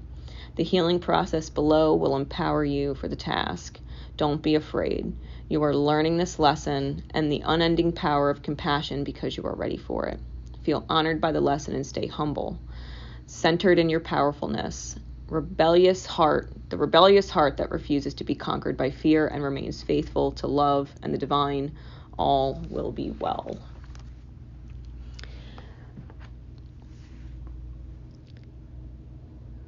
Knowing that snow owl is the code name and that spirit medicine is present and it's talking about the winter.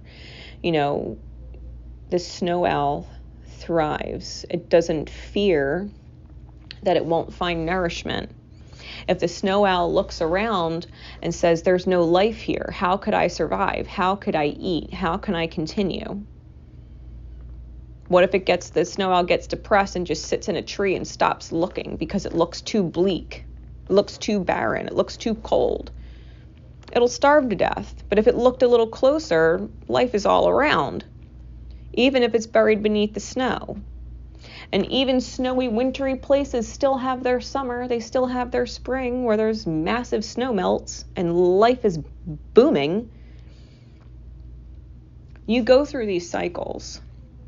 And I feel, especially with the top and bottom cards of the deck, we have the Six of Wands on top with the Queen of Cups on bottom in the back face. And on the back of her throne, which is made of emerald, right, which is a strong, strong heart chakra stone, there's a blue heron, which I sometimes read as a stork. This is the maternal energy. The person in your environment, this is your secret code name. You may be a mother. You may be a mother. And maybe this dark energy around you is your children. It's dark.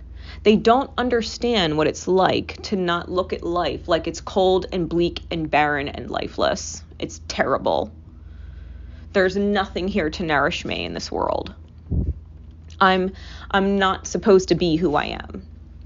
There's a reason why you are in their experience. You know what it's like. You have that wisdom. You are a messenger of that wisdom. You embody it. Yes, you're an owl. There is no other owl like you. Sacred fucking rebel, right? Pure white. Loved by spirit. Knows the truth. There's beauty in the barren. There's beauty in the darkness. That's where you get creative. That's when you start to dig. That's when you start to look. That's when you start to see things very closely. Looking for the little things that allow life to keep going and make it worth it. Not feeling like you're alone just because you can't see or experience life the same way as an owl in the middle of the great green evergreen forest would, and warmer wherever. You've dived for light in this life cycle. You've chosen the winter to heal through, to restore your spirit, to go within, to concentrate on your energy so that you can bloom. And you're sharing this wisdom with someone, whether they realize it or not. This might be someone who panics when they're alone, who can't stay single too long, you know what I mean? Who's always moving from one terrible thing to the next, and they don't know how to just fucking go within and see the beauty in the little things. To remember that life is not cold and barren and empty, that even in the winter when they're restoring themselves, there's still things that keep them going. There's still things that are beautiful. They get to be creative. They get to see sights that no one else gets to see because they're on their own. This is a hard-fought victory with the Six of Wands on top. You have fought hard for the victory that you have in this life. The winter is not easy. It's not easy. No matter where you are. Everything starts to go dormant. It's not like the fall where we're harvesting crops, or the spring when all life is in bloom, and the summer when everything is lively and moving and action and whatever. You fought real hard for the understanding and the wisdom that you have. And maybe, just maybe, the further embracing of that energy, that animal spirit medicine, embracing that wisdom, it's okay. Like if the only life you've seen is that little rabbit running around, and you didn't want to kill it because, you know, it's the only life you've got to witness. But if you don't fucking eat it, you might die. Like you can't lose the nourishment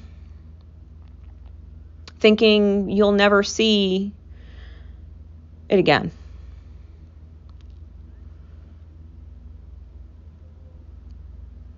And I think whoever is in your experience, because I do really feel like this is tied to someone else.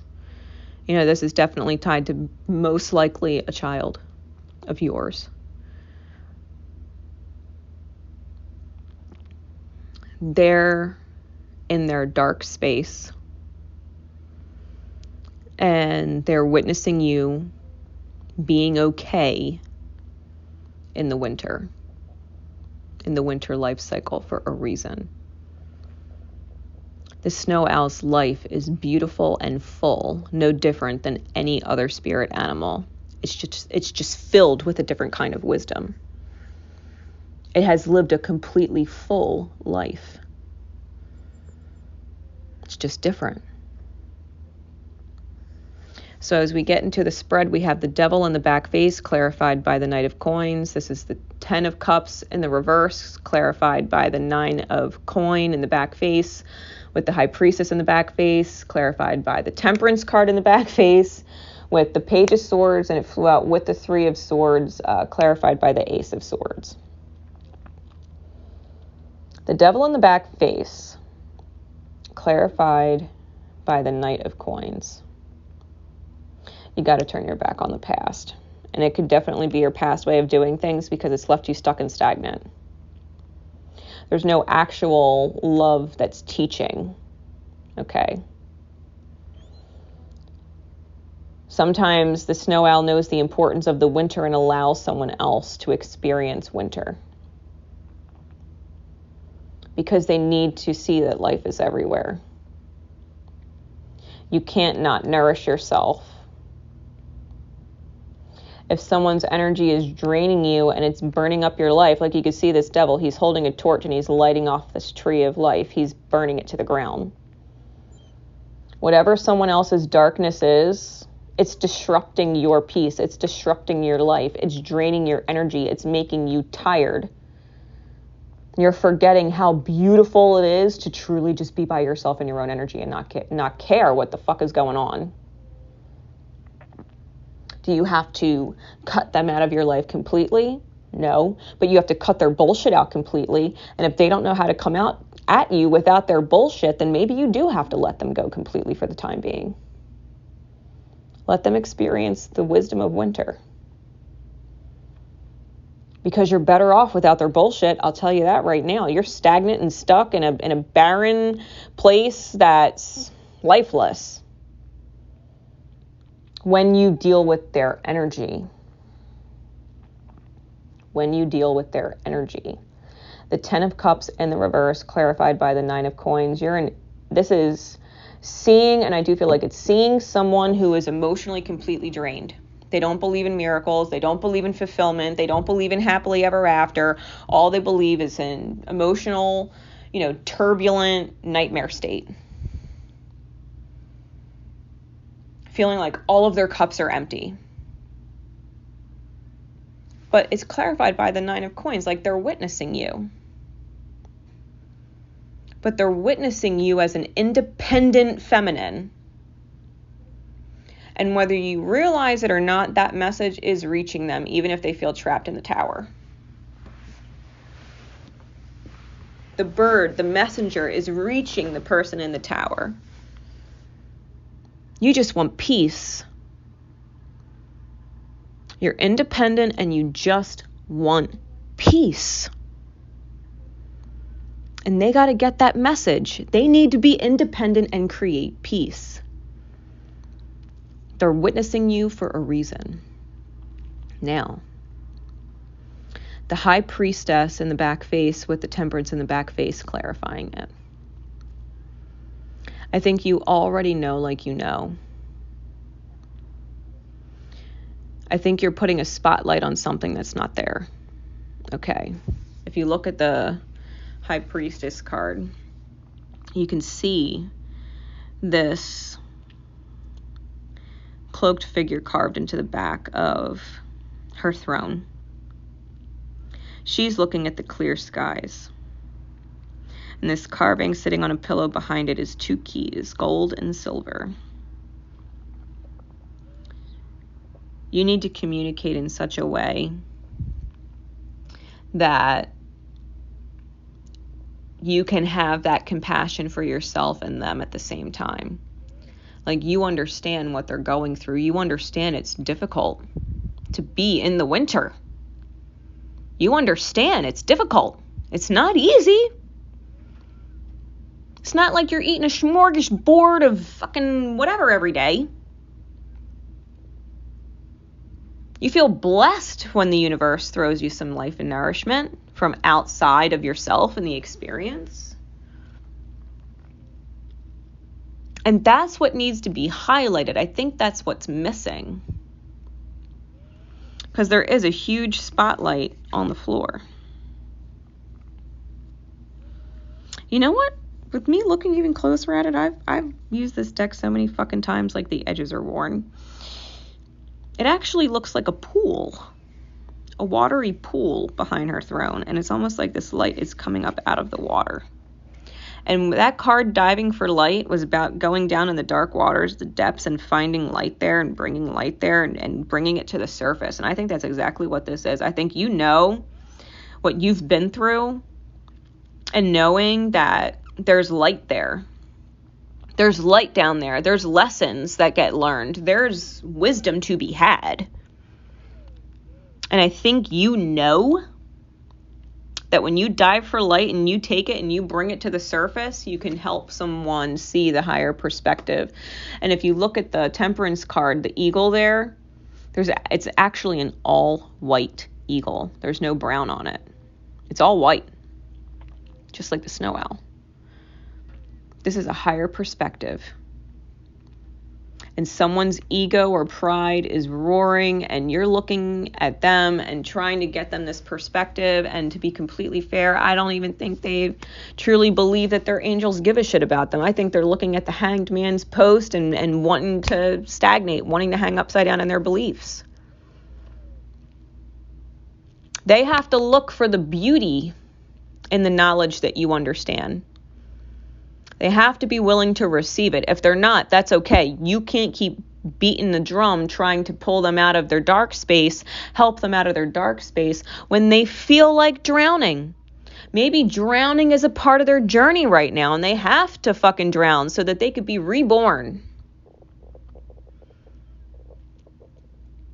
The Page of Swords in the back face clarified by the Three of Swords, I think it breaks your heart to things that you see them type or say or post or whatever. I think it breaks your heart to see it. I think you know they're struggling. I don't think they can hide it. And I think with that Ace of Swords, clarifying it with that eagle and the victory wreath, right? That victory wreath that's present on your Six of Wands, this heartfelt victory, I think you need to give them clear-cut, harsh truth. If they're projecting negativity and posting negativity, it's almost like needing to bring it to their awareness. Like, this is the vibration you're in. You really think putting that kind of energy out there is going to bring in better? You really think posting all that negative, sorry for myself shit is going to make your life better? Is there a bonus? Is there a prize you get for being fucking miserable and spreading that to other people? Sitting and stewing in that energy?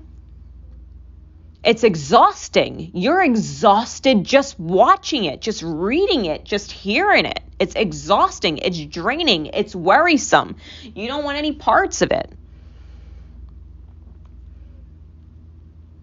They're in this woe is me script. Why? Because they're alone? Why? Because they're free? Why? Because they get to be creative with their life?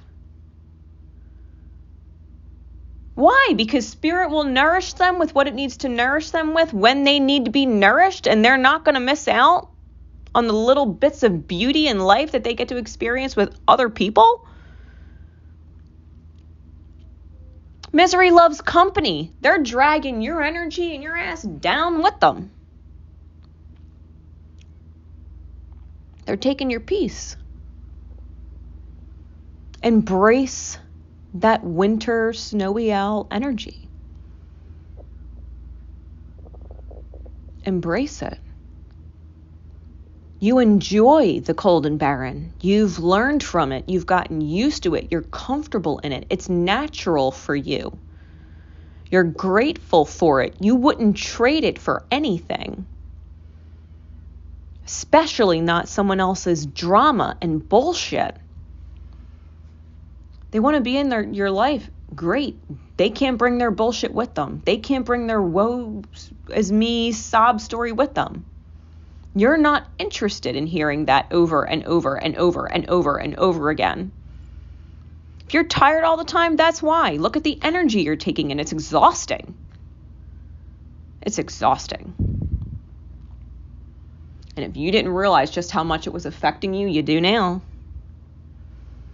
You do now. You dove for your light. It backs you up. You know your higher perspective. You can't roar at this person and tell them to stay in your life with their misery when it's draining you because you're afraid of, quote unquote, being alone. I'm sorry. I'd rather be alone and peppy, full of energy, doing my creative thing, digging and whatever I want to dig in with myself and digging my heels into life. Than dealing with that. Am I right? Cut out people who are all nothing but drama. Don't be the company that misery keeps. You can just be miserable with them. Draw really, really healthy boundaries for yourself. I'm sorry, I don't want to talk about that right now. I'm sorry, I don't want to know. I don't want to know. It's not that I don't care. I care about you. I don't care about your drama. I don't care about your misery. That's your problem. Your misery is your problem. No one told you to be miserable. You choose it. I don't care if you're choosing misery. Sorry. That's not what I'm choosing. That's not what I'm choosing. I'm not choosing misery with you. I love you. I'm not choosing misery with you. I can't help you if you don't want to help yourself. If you don't want to take my advice and my wisdom, I don't know what to tell you. This person, whoever they are, they need to fucking slow down. They need to embrace their winter. They need to probably be on their own and finding themselves for a hot minute. And they might say, well, I don't want to do that. I'm not like you. And that's fine. They don't realize just how like you they are. Or how much they need what you've learned. They'll figure it out. They'll figure it out.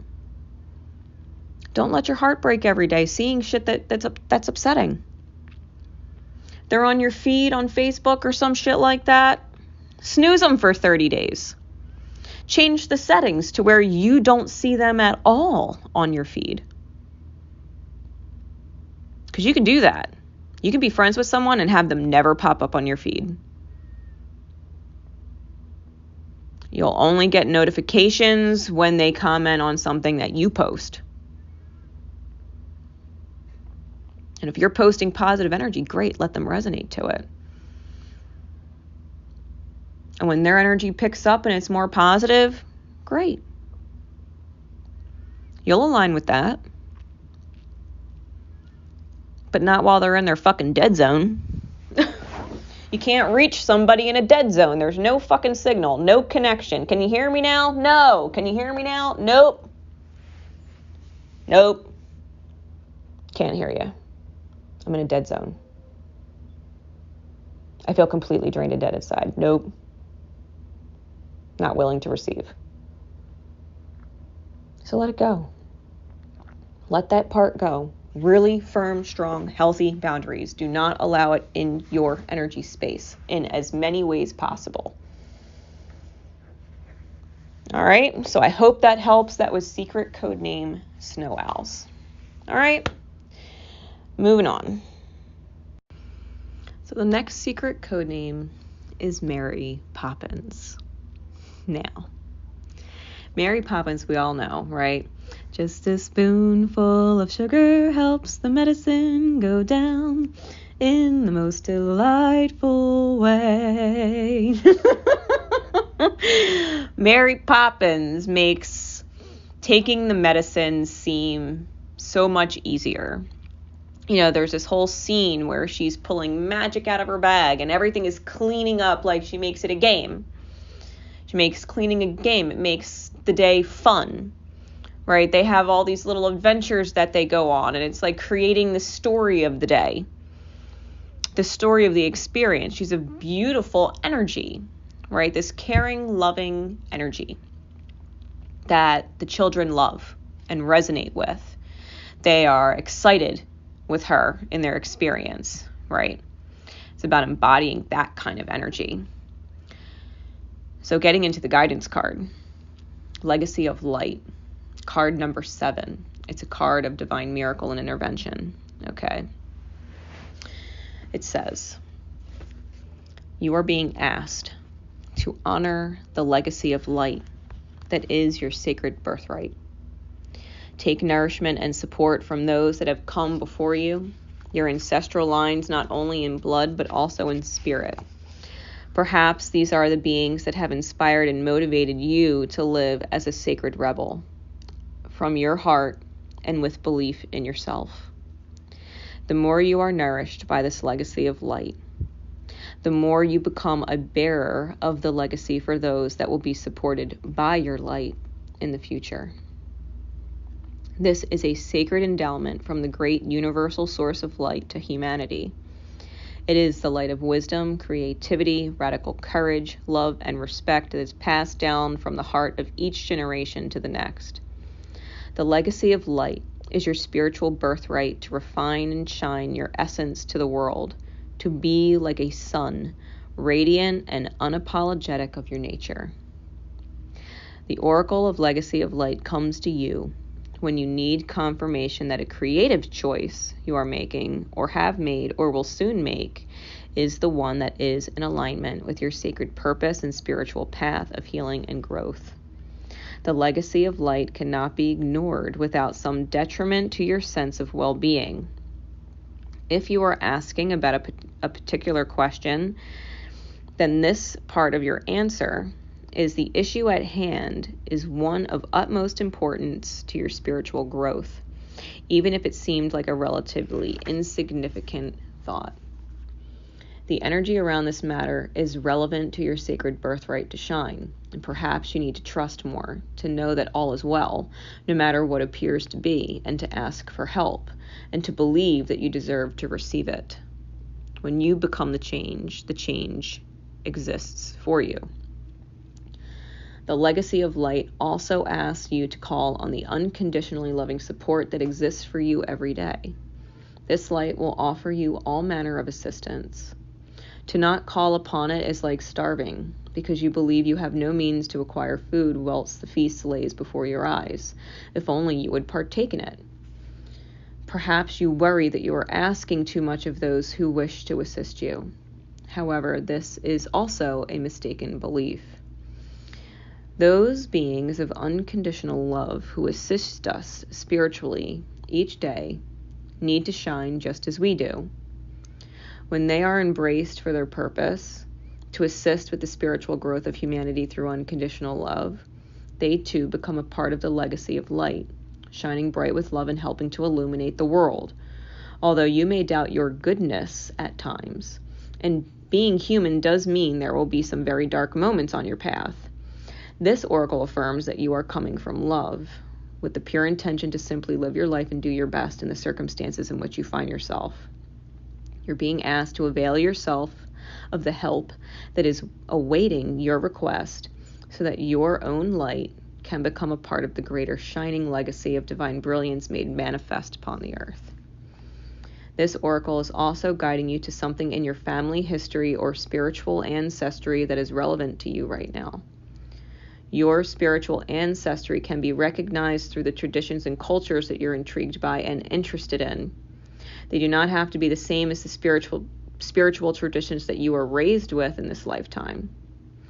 The influence of your family history or spiritual tradition may be encouraging and constructive, but it can also hold you back. Sometimes we unintentionally absorb the hidden fears of our parents or our religious upbringing, such as a belief that dreams cannot manifest or that we have to compromise to the point of losing what makes us feel truly alive. If you can relate to this, or want healing just in case it is happening beyond the level of your conscious awareness, it's okay. You will complete the healing process. This oracle is asking you to stay true to the heart of why you began working with the sacred souls in your experience in the first place. To seek assistance, protection, and guidance from Source that loves all of you unconditionally. You can do this through your healing process, step by step. Finally, if you need a jolt to recognize that you are a creative being entitled to explore your ingenuity, perhaps through taking a class or pursuing your own artistic interests at home, then this oracle brings that particular guidance that yes, this is a part of your life path and you're encouraged to take it further. You are also acknowledged through this oracle as having some special creative and healing offering to make to humanity in this lifetime. You will leave a legacy of light for the greater good upon the planet, and you will be lovingly supported in many ways by the creative universal intelligence when you ask for help. If you don't know how to do that, complete the healing process below. Now, the healing process below, it says that you can say out loud, through unconditional love, I am open to receiving the support, guidance, and protection and assistance that I need to manifest the legacy of light that shines through me now. I release any conscious or unconscious attachment to beliefs or relationship patterns that hold me back from fully shining my light in the world. I ask that my creative journey be aligned with my spiritual path and blessed for the greatest good. And so be it. You know, we learn a lot of things from our parents. Maybe our parents struggled. Maybe our parents weren't Mary Poppins, right? Maybe our mother wasn't Mary Poppins. Maybe she didn't make, chores fun. Maybe she didn't help the medicine go down in the best way. Maybe she created more sour bitterness in your mouth than you cared for. Don't give that to your children. Don't let that be your legacy, right? You're the nurturer. You're the caregiver that makes life fun, that makes the everyday healing process, the everyday things we need to do, interesting. So that the kids, wake up excited to see what you're going to do with them today. Right? That they get excited to help clean, that they get excited to help you do laundry, that they get excited to put things away, that they get to be a part of a better experience. Why do chores have to be a fucking chore? Why can't chores be a game? You weren't taught that chores were a game when you were a kid. Doesn't mean they can't be. Look at Mary Poppins, right?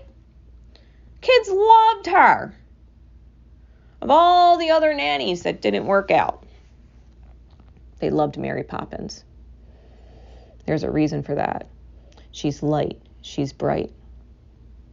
She's full of all kinds of tricks. She's magical in her energy. You have old souls guiding you who are allowing you to tap into this creativity, this beautiful maternal energy for the children. One passed down to another, passed down to another. Children are our legacy. They're ruling the 8th house. They're a part of our experience, Create miracles. As we get into the top and bottom of the deck, we have the King of Wands on top with the 7 of Coins on bottom. And the truth is, these old ancient snakes, these big snakes wrapped around your family tree, are what's going to end up leaving the tree looking dead. Yeah, all the coins on it are present, but the tree itself is dead. There's no life there. There's no actual beauty and thriving there. Yeah, everybody will still be present, but it's not pretty to look at. It's not the envy of any other tree to become and grow into. Oh, yeah, I want to grow into a tree just like that. Why? It's fucking dead and barren. There's nothing on it. Just a couple of coins. The masculine energy sitting there looking at it fucking sucks. There was another reading that literally had the King of Wands with the 7 of Coins. Might want to go back and see if you can find it, because there's probably a separate message in there for you that you can relate to this. Sitting for so long on your throne, staring at the demon in the face, is not going to do anything except deteriorate your throne and leave you sitting on a boulder and a dead tree.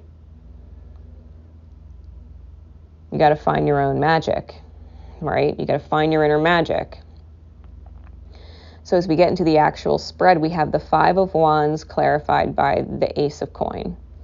And I think you're internally conflicted because you saw or felt or dream of this beautiful, flowing, garden that's just natural. Everything unfolds naturally. It's filled with love and gratitude and beauty. I think you might be internally conflicted because you're not seeing it or feeling it that way.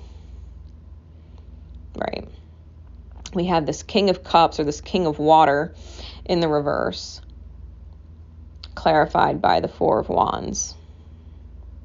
It's a twin flame connection card. If you feel like your counterpart, or your masculine, right, if you have your masculine counterpart, is not emotionally opening up to you, or they're not emotionally nurturing you or giving you the approval or giving you the, the warmth and the gratitude, or they're not reflecting joy, or they're drained, right? They're emotionally drained. There's a reason why it's mirroring to you in your reality. Once you shift into emotional maturity and you heal this legacy thing, you choose your own, you'll flip that King of Cups upright, right? Being emotionally mature, understanding the greater purpose of what love can do, what love can create. Because at the end of the day, if your partner comes home and they're tired and you're tired and you had a rough day and their day was stressful, you might not maybe speak as many loving words. There might be more silence, and you're just kind of watching TV or curled up or whatever, but there's no actual verbal confirmation of joy and happiness and fulfillment. Because if you're both feeling tired and drained, the last thing you're talking about is feeling fulfilled and how wonderful life is. So how can you fulfill your life so that when your partner comes home, you've had a great day? Busy, but great. You're happy, kids are happy. And you know what? That makes them feel so good. It makes their day less stressful. It makes their day less hard. It makes their day less shitty, because when they go to work the next day, they know you're going to have a great day. And when they get to come home, you're going to be maybe tired, but in a great mood, and you're going to be so happy to see them. You're going to be sharing I love yous that just come out of nowhere.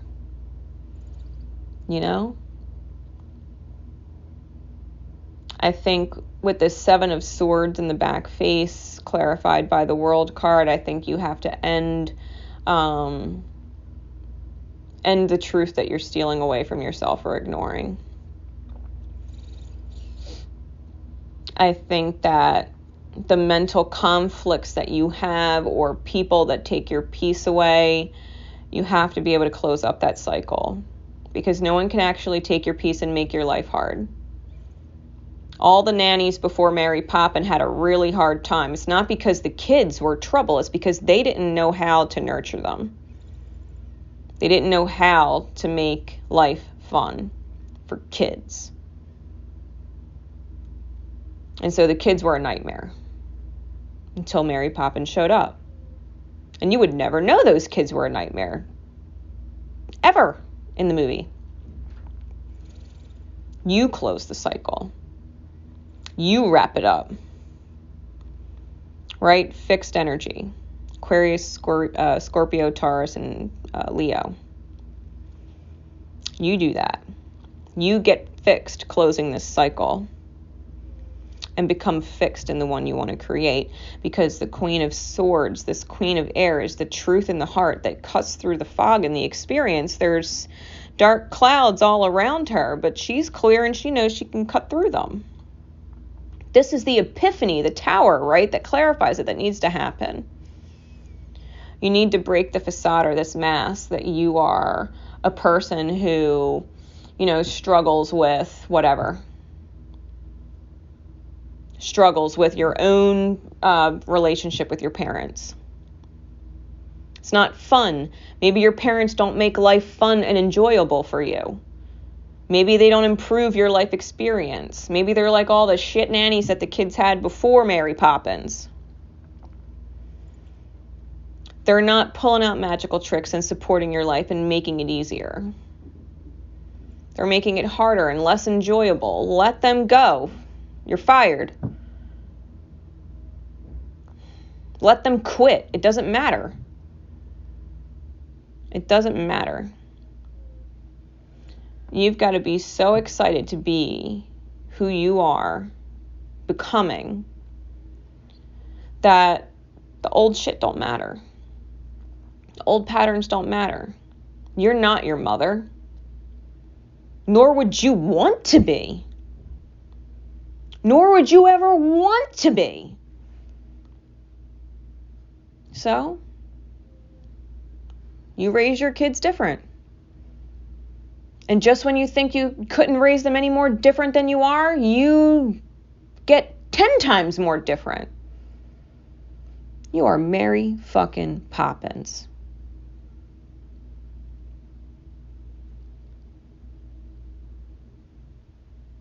Your children are a crucial piece of the future. And I say that because when I just said Mary Poppins' name out loud again, I was reminded of the Virgin Mary, and like that energy is popping. Like you got to get that sacred energy popping. Like Mother Mary gave birth to Jesus Christ. You know what I mean? Like you're giving birth to Christ consciousness. You're raising Christ consciousness. It is filled with joy. It is filled with blessing. It is filled with miracle. It is filled with abundance and plenty. It is filled with unconditional love and acceptance. You don't have any enemies. No one's against you. And if they are, they're learning to accept and love themselves. You got to do your job. Mary Poppins has a job. And it is to be the best caregiver that she can be and make life experience the best she can for the kids. So if this is your code name or this is what you resonated to, that's the message. You get to choose how you shift. Get into that magical, exciting energy. Because the better you feel, I mean, there's good tired and there's bad tired. We all know what it's like to be exhausted and drained, and it's negative kind of tired. And we all know what it's like to put in such a great fucking day that the tired feels amazing. It's a good tired. It's a productive tired. It's a smiles all day. Whew. Can't wait to do it again tomorrow. Energy. It's filling. The tired doesn't drain. The tired inspires. I want to do it again. I want to do it again. So pick your energy. Choose your tradition. Choose your legacy. Choose what you're teaching, because they're going to do what you do for them, for their kids. They're going to learn from you. And they're probably going to end up teaching their partners, right? Your kids are going to teach their partners. Like, look, there's a better way. You don't have to be tired and drained. You can be fucking healthy, happy, tired. Let me show you. Let me take them for a day. Let me take the weight off. And when you see how easy it is for me to get through the day and how time flies because we're having fun, they could do that too. Right? It's the ripple. It's the healing ripple. Someone has to be Mary Poppins. Mary Poppins has to be first. Or no one would know what that is to give that experience to anybody else. The ripple has to start from somewhere. So, I hope that helps. All right, that was secret code name Mary Poppins. Moving on. The next secret code name is Baffling Blue. And when I saw or received the visual for this code name, it was really a kind of shimmering, almost like light off the surface of water. But it was like that cerulean blue, if you remember the Crayola crayon, that shade of blue. It was like this crazy, almost electric, but really vibrant blue. And if we think of the color blue, you know, the color blue resonates with the throat chakra. It also is a card, you know, if you're feeling blue or singing the blues, like there's a certain amount of sadness that resonates with the color blue, and it's what we manifest, right? I want you to understand how important it is for you to embrace your truth and the beauty in the sadness that you've experienced, because if this is your code name or this is what you were drawn to, there's beauty in it. There is beauty in the sadness because you learned how you got there. Maybe you weren't really interested in a person, but they seemed nice, so you gave them a chance and it didn't work out. It made you sad, made them sad. Like, well, if you weren't really interested in them to begin with, like, now you know. Anytime you choose something that you're not really interested in doing, it ends up bad or ends up sad, right? This is about embracing your truth. So, getting into the guidance card, we have Releasing Allegiances. It's card number 10. This is about the closing of a cycle so that the new beginning can be magnified. It says, it is time to hold on to yourself and let go of another, even if it's just for a time. You have gained all that was meant to be from that connection, at least for now. You have given, and you have received the lesson in return. The need to let go does not deny the value of what has been acquired. It is more that the time has come for greater productivity, creativity, abundance, and consciousness in your life. You have completed many cycles in the vibrational frequency of consciousness that you are now being asked to release. You have been in that vibrational frequency for some time. You have earned the right to step out of that frequency, out of those habits, relationships, and the possibilities that are limited to that outmoded frequency.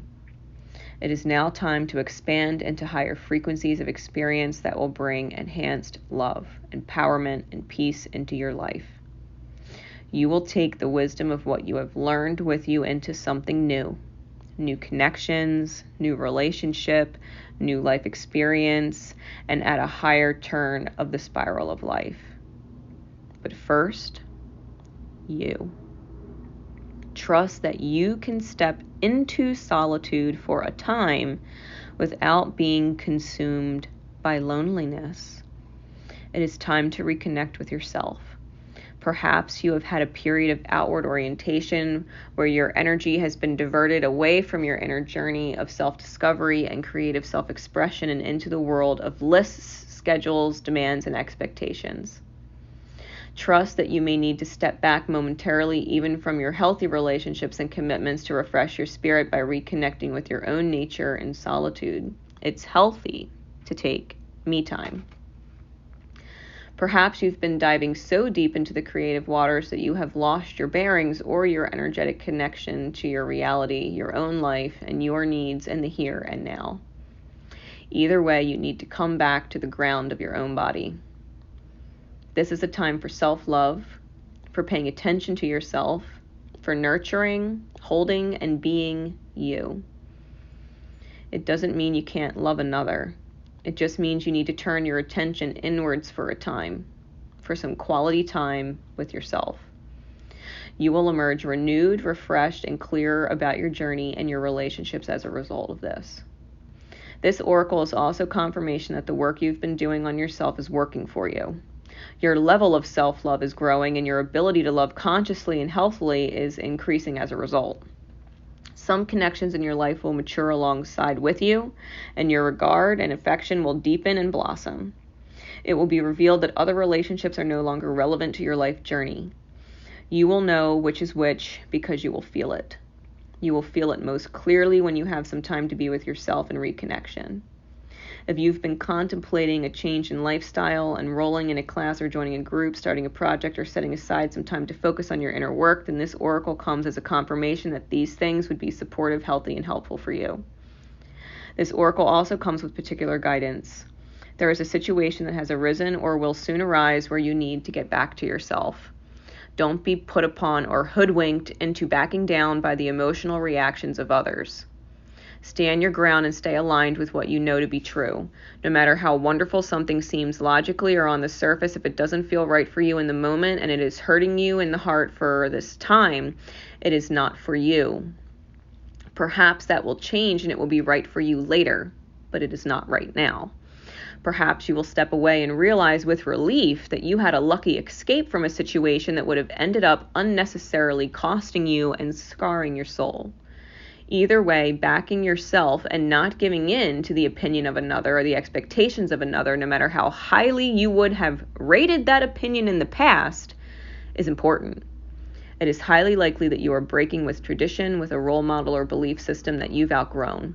You must be there for yourself because you're doing well, you're on the right path, and you're growing, right? There's another reading. And Baffling Blue as a code name, like, you can also think of like the Blue Lagoon. And it's very similar energy to the Mermaid Magic reading that I did. So you might want to check that reading out. Because it's a very, very similar message. When you release these allegiances to the past and get into the sweetness of life and stop allowing things to sting you, when you nurture yourself and become vulnerable in your own energy and say, no, like, this is my truth.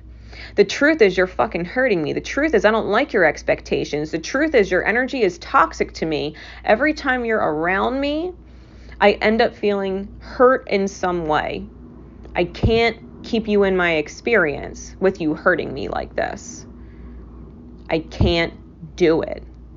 No matter how much love I have for you, no matter how much respect I had for you, I can't care about those things more than I care about how I feel right now. How I feel is number one priority. And if you're not making me feel great and you're not making my life easier, better, or a happier experience, a more fulfilled experience, then I need you to just fuck off for a bit. Come back later when you got a smile to put on my face. Because as long as I'm crying tears and shit, or I'm unhappy or I'm hurt, like, I can't give you my energy. I can't give you my time. I can't have you in my life. You're fucking painful. Your energy, the energy that you're projecting, the pain that you're in is painful for me to take on. And as we get into the tops and bottoms of the deck, there's only one option. The Seven of Cups in this face is about your angels letting you know there's only one way. You could have a million different ways to go about it, a million different excuses to make to kind of keep them around at arm's length or blah, blah, blah. No, there's only one option. You've got to protect yourself with the truth. The Nine of Swords on the bottom, these are swords of light between you and the shadow that is becoming a part of the fucking room. There is a shadow energy that is in your presence that is trying to become a permanent part of your reality. And you got to take your swords of light, your swords of truth, and look at the window of opportunity that you have to cut them the fuck out and say, no, your demons are not welcome to keep permanent residence here. No, your shadows cannot take up permanent residence here in my life. No, absolutely fucking not. Absolutely fucking not. You gotta cut the toxicity out. If someone is projecting pain and you're feeling pain when you're around them, let them go for the time being. When they heal and they're ready to brighten up your life and stop being such a fucking shadow, fine. Maybe they can come back later. If you haven't entirely moved on completely. But if they're toxic, they're fucking toxic. That's just where they're at. You see, as we get into the actual spread, we start with the 10 of coins in the back face, clarified by the 8 of coin in the back face. You're asking Spirit, can I please have the dream? Can I please have the fantasy? Can I please have this vision that I've always wanted? Can I have it all? Spirit's like, yeah, but you got to do the inner child work. You've got to teach your inner child how to chip away at things, how to heal things, how to make things better, how to make your life more lucrative energy-wise, how to make it more profitable energy-wise, how to be sustained and full and abundant with your energy. You do not deserve to be hurt by someone else's toxicity. Someone you love ain't going to make you cry. Someone who loves you isn't going to make you cry. They'll tell you the truth in every which way they can, avoiding ways that would make you cry.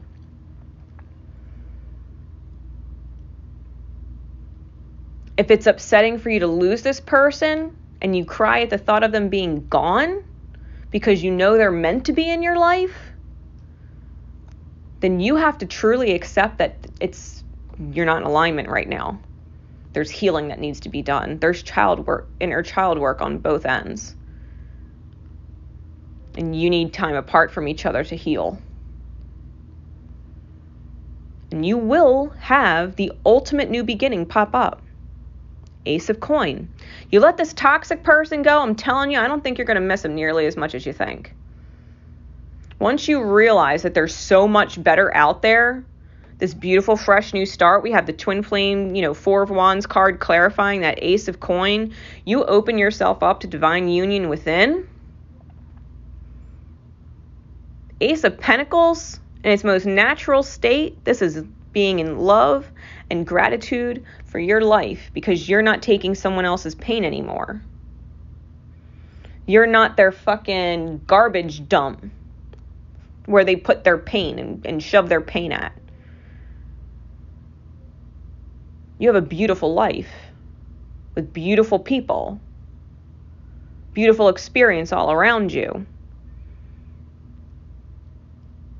You have divine union energy within when you let this person go. And I do feel like it's definitely a person, singular.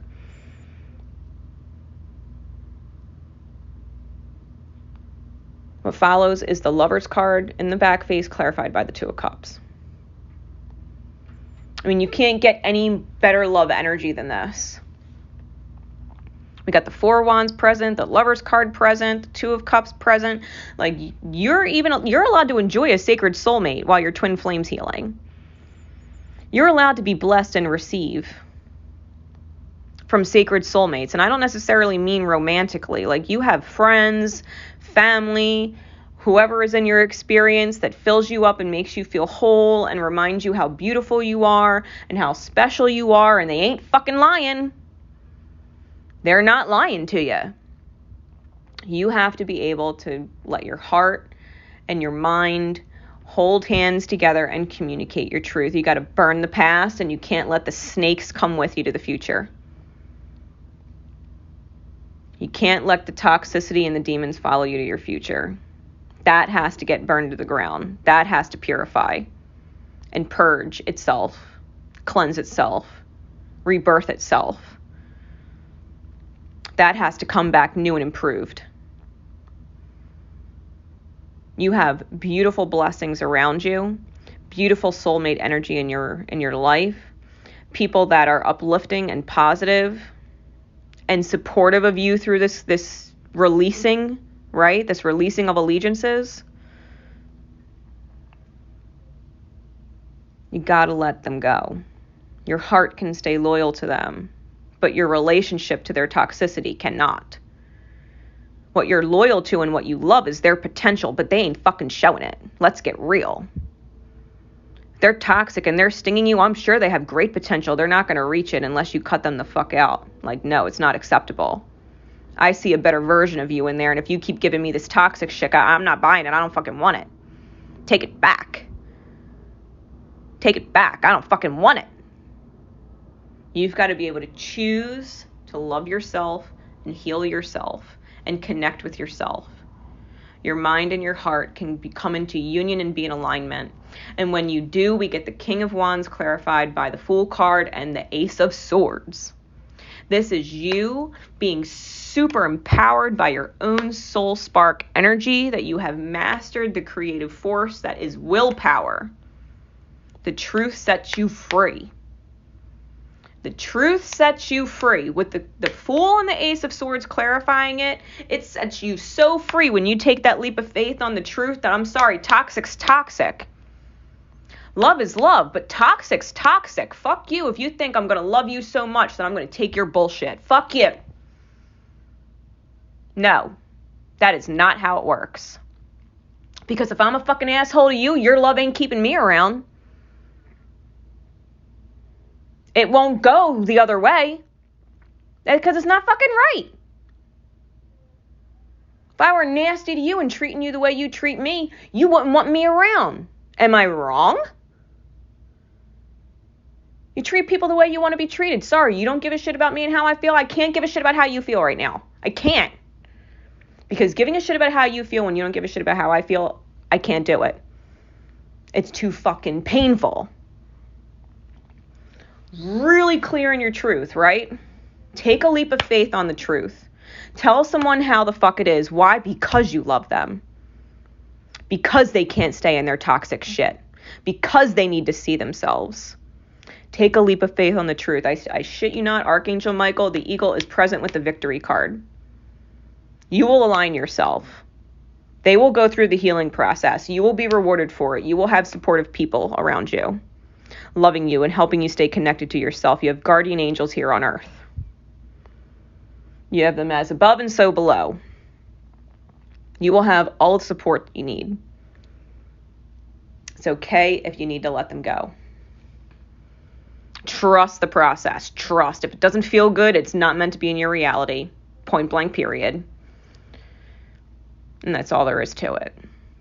And that's all there is to it. Trust yourself. Trust the way you feel. Trust what feels good and what doesn't. Cut it out. Stand up for yourself. Ground yourself. Be real solid, right? Ground yourself. Love yourself. And if you need time away from everybody to absorb the power that you just found within, take some time off after. Give yourself that time to recoup. You just took a huge leap of faith on your truth.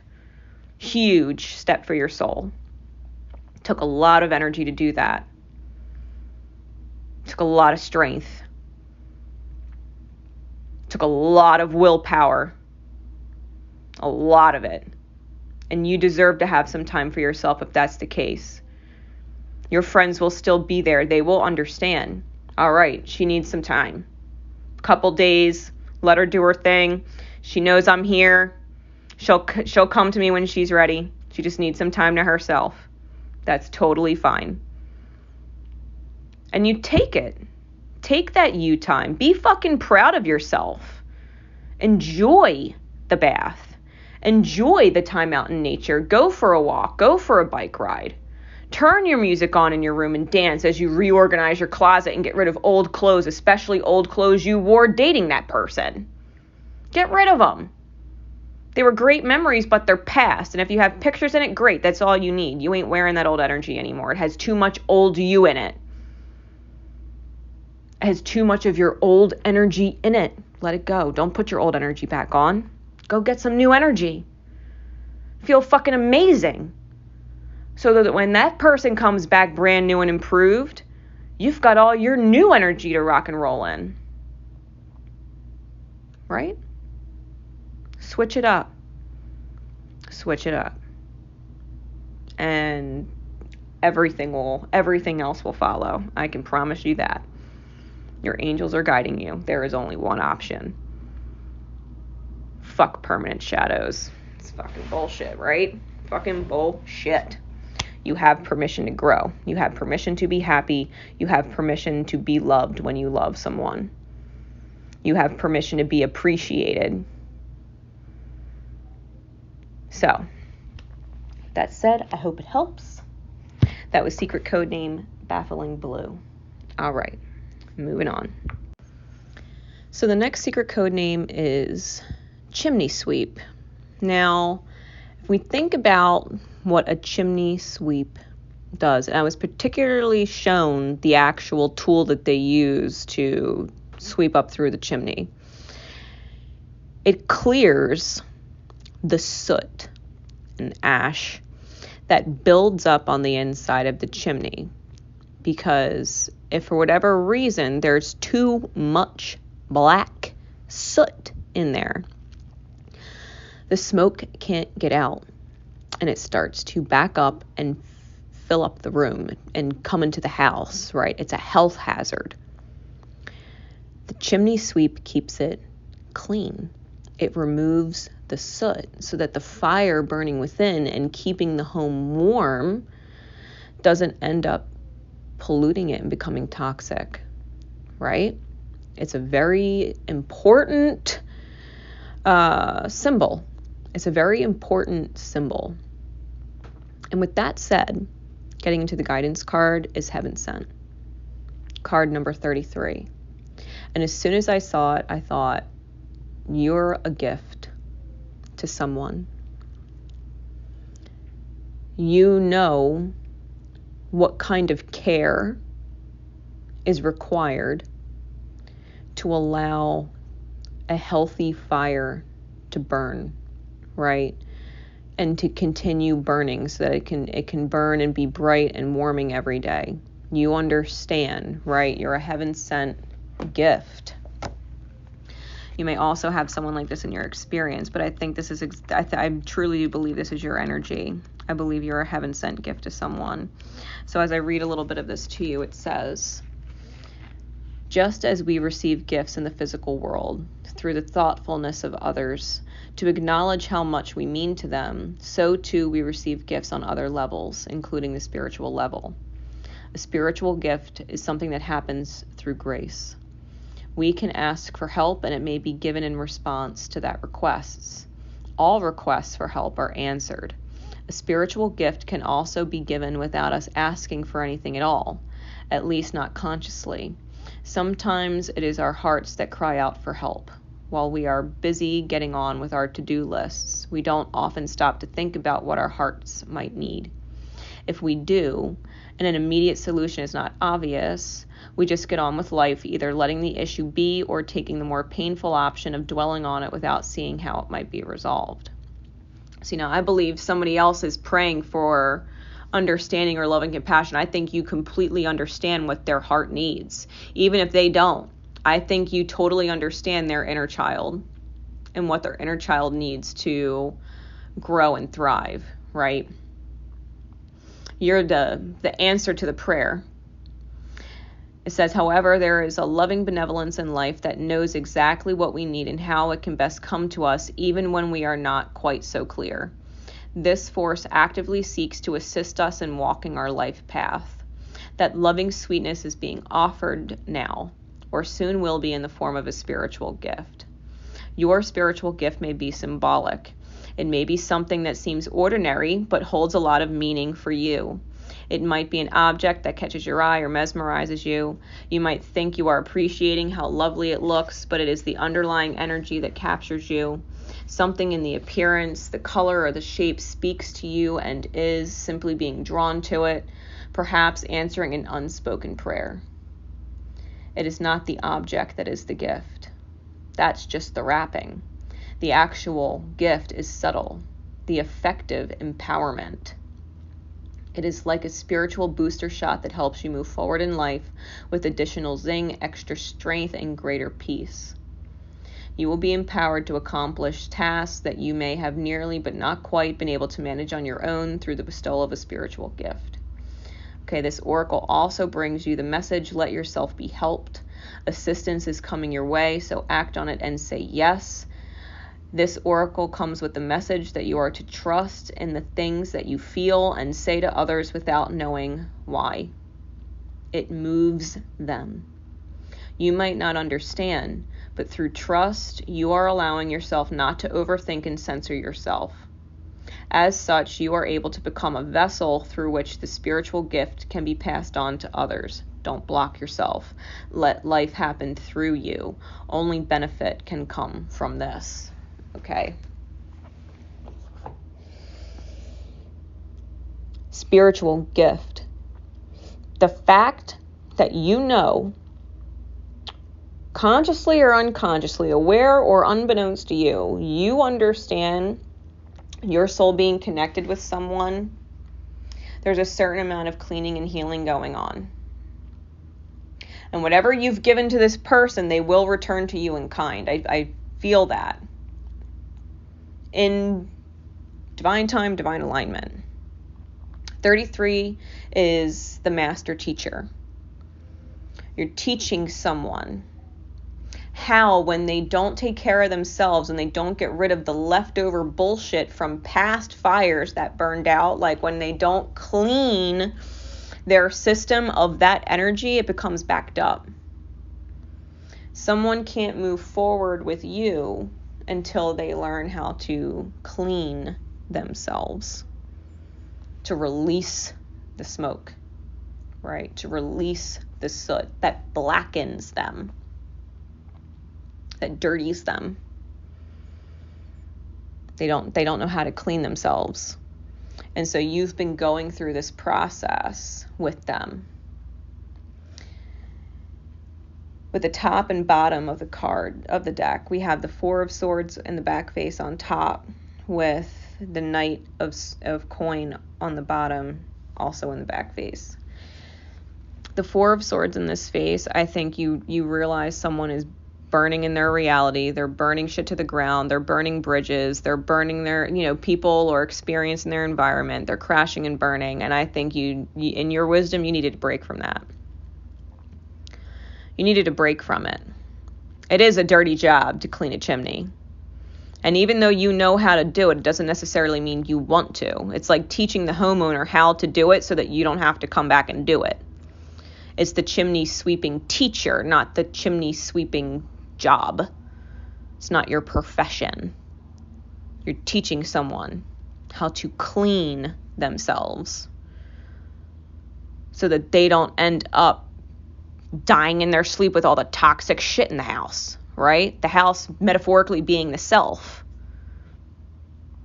So that they're not toxic to themselves. With the Knight of Coin, you're moving forward. You're looking at the journey. It's the dark night. It's been a slow process. It's been a long journey. Even the knight on the card, you can see his head is just slightly tilted forward. It's almost like he's a little tired of the journey. And to be fair, I think maybe you both are. Maybe you both are. Getting into the spread, there's a lot of fertility energy on the cards, a lot of fertility symbolism. I would not be surprised if this is someone you had children with. Okay. We do have the Queen and King of Coin both present in the deck. This is divine partner energy. The Hierophant's between you. I think you're married in soul. I think that this whole process has been divinely protected with the Tetragrammaton. The inner child is there holding the key. I think that there's a real understanding of what you both need on an inner child level. Because just like you're helping them clear out their crap in the mirror, they're doing the same for you. They're teaching you how to clear out your own crap, right? It's not your job to be their chimney sweep. It is your job to teach them how to be one for themselves. And vice versa. So the Queen of Coin in the back face is clarified by the Nine of Coin. The Queen of Coin with her back turned is, and it's interesting because the Queen of Coin has a pentacle on the back of her throne, just like the Hierophant does. All right. Divinely protected. You're building your castle, right? You're building your foundation. You're building your future. You're the ruler of your world, right? Because you can see that there's the kingdom in the background. And you're surrounded by these beautiful white flowers. Okay. Spirit's all around you. Beauty is all around you. Life is all around you.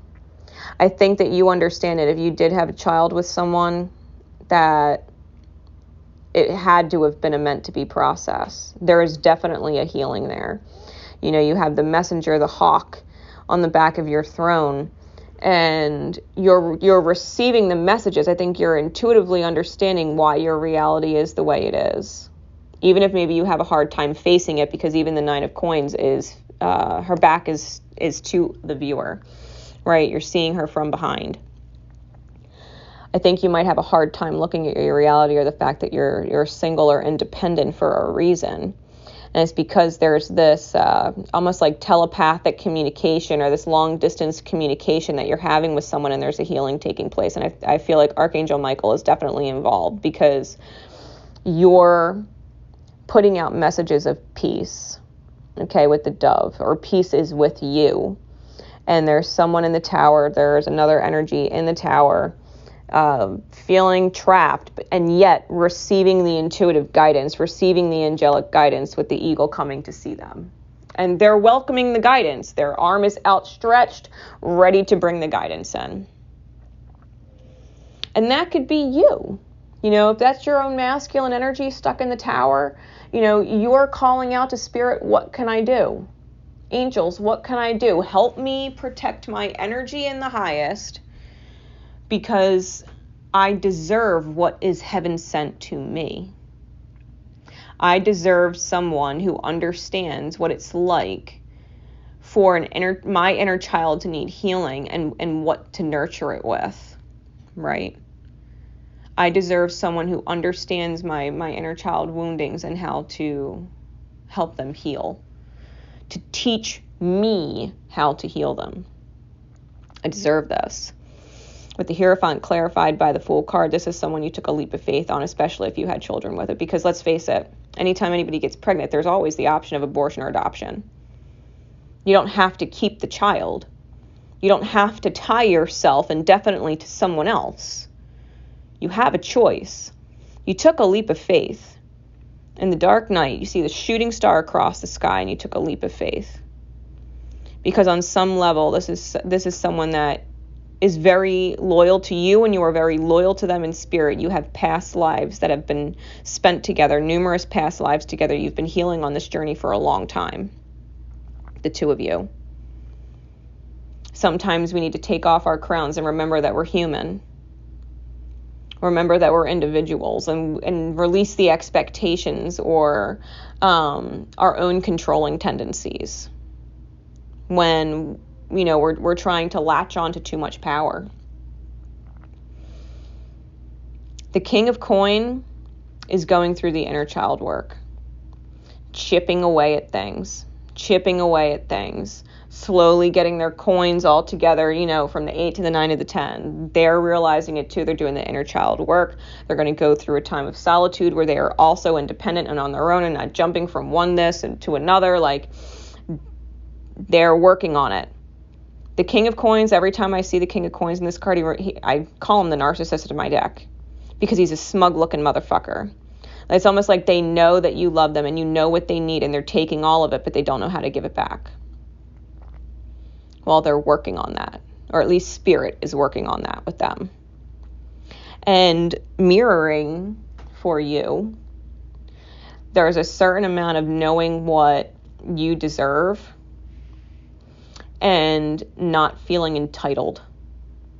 Not feeling entitled. No matter how much work you've already put in, there's always a little more that we can do. We don't get to draw the line and say, Spirit, I've put in enough love. I want to receive now. Spirit be like, okay, yeah, I know you're ready to receive. I still need you to give a little more, though. Don't draw a line against me. Please continue to do as you're guided. If you're guided to love, if you're guided to support, if you're guided to communicate, if you're guided to fucking clean somebody's shit out. Help them chip away at the inner child work. This is a long process. 2 people are growing together. 2 people that are in alignment with each other, right? They're aligned with each other. The Ace of Swords is clarified by the Page of Coins. So there's Archangel Michael, the eagle, flying in with the victory wreath because the truth sets you free. There is a new beginning on the horizon based in love. This Page of Coin has the cornucopia at his feet. He's got the rose at his back across his heart chakra, right? And he's watching this levitating opportunity, this orb, this glowing pentacle in front of him. This beginning, this opportune beginning to where there is a dawn out of the dark night. Someone is peeling back the layers, right? Whatever developed the narcissistic personality distortion, the layers are being peeled back. They're realizing that maybe that behavior is not healthy. Maybe taking and taking and taking because we feel entitled or we feel we deserve is not fair, because the people that are giving and we're taking from, they also deserve to receive. If someone is giving, they deserve to receive. And if you're taking and you're not giving back to them and making their life better or making their life easier, you're just as narcissistic as the next person. They're takers. It's vampiric energy. It's feeling like you don't have anything to give, and so you need to take from everybody. No, if you're taking from everybody, you have time to give. You have gratitude to give with your actions. You can show someone that you appreciate all that they do for you by doing something that makes their life easier. It's not about asking, well, is there anything I could do for you? No, if you were in their shoes, what would they be doing that you could do that now they don't have to? Learn equal energy exchange.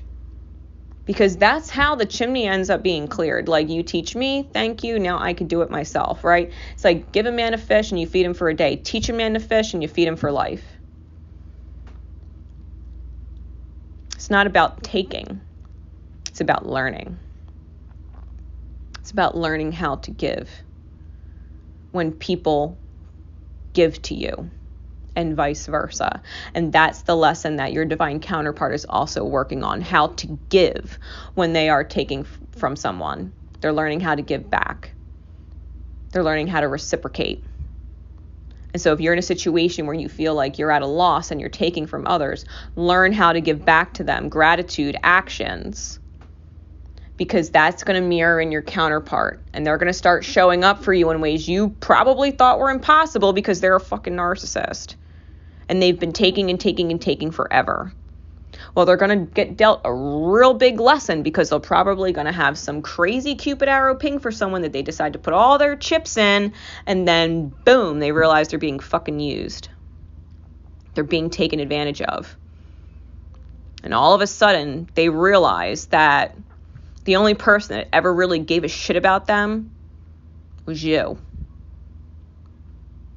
The only person that ever really gave to them love energy that felt good, that they wanted to continue being around because it felt good to receive that energy, they blew it. And everything that they poured into this other person got shit all over from. They're gonna have to learn how to give it to the right person. This is the process. It's been a long, slow process in this dark night with that Knight of Coins on the bottom of the deck. Somebody's whole world has to crash and burn. And you knew it was coming from the gate. You knew someone's whole world was going to crash and burn. Well, it is. And if you're learning the same lesson in a different way, don't be surprised if you end up going through the same fucking thing. We always crash and burn at some point, being in a vampiric kind of energy, right? Know who is heaven sent for you and be the blessing that they deserve in return. And know who you are heaven sent for and that they will end up being a blessing for you in return. All right? So I hope that helps. That is secret code name Chimney Sweep. All right? Moving on. So the next secret code name is Twilight Priestess. And when I received the visual for the secret code name, what I saw was what looked like a druid priestess at twilight, of course, when the sun is going down and can no longer be seen, but yet the sky is not black as night yet.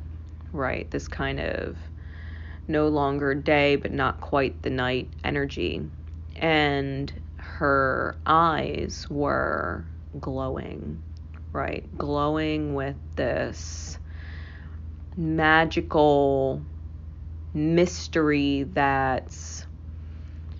it's mesmerizing. Like, to see it, your eyes wouldn't be able to move, right? You wouldn't be able to take your eyes off of her. Her presence is enough to still everything around her. Huge energetic presence. Definitely magic, right? Definitely magic connected to this person. You know, druids are known for their connection to animals too. So you might be very aware of animal spirit medicine that is crossing you right now, or at least you should be. Very powerful energy, okay? You know, whatever this is, really knows how to manifest without lifting a finger, kind of thing, okay? You know how to manifest without lifting a finger. With that said, getting into the cards, the guidance card is going beyond normal. And if you look at this card, it literally looks like a priestess. She has this veil over her head. She has this clock spinning on her third eye. It's rippling. It's like she knows time is on her side. She knows it's only a matter of time. She has the key of truth hanging from her mouth. She has these golden bright ideas. All of these buttons, they're fasteners. They hold things together. There's coins present on the card. This person is financially stable on their own. They know it is only a matter of time. They know that whatever higher power they're praying to manifest is answering them. They are very, very aware. This could also, you might have blue eyes, and this could be someone who has blue eyes if you've resonated to this code name, right? Because the priestess on this card has super blue eyes. Super blue eyes. And there's definite magic about her. And what looks like a halo, right? A halo. This is a God-sent gift, right? This energy of going beyond normal. The 1 and the 4 with the 14, this is about initiating stability into grand shift, right? Into momentum. This is knowing that when you allow yourself to be still and stable, that everything is starting to shift in the background. The universe is working all of the pieces in your favor, right? To where you are manifesting from your soul magic without lifting a finger. So, I'm going to read some for you. It says, on the path of life, there are deciding moments where we can choose to go with the mainstream, or we can dare to take a bolder, more authentic and trusting way, even if it seems riskier or less safe. To rely solely on logic and science without incorporating the mysterious and magical is a recipe for an existence that is far too dry. The sacred rebel within our hearts will always choose a juicier approach to life. You are currently approaching such a choice point. You could say that the choice is about balance.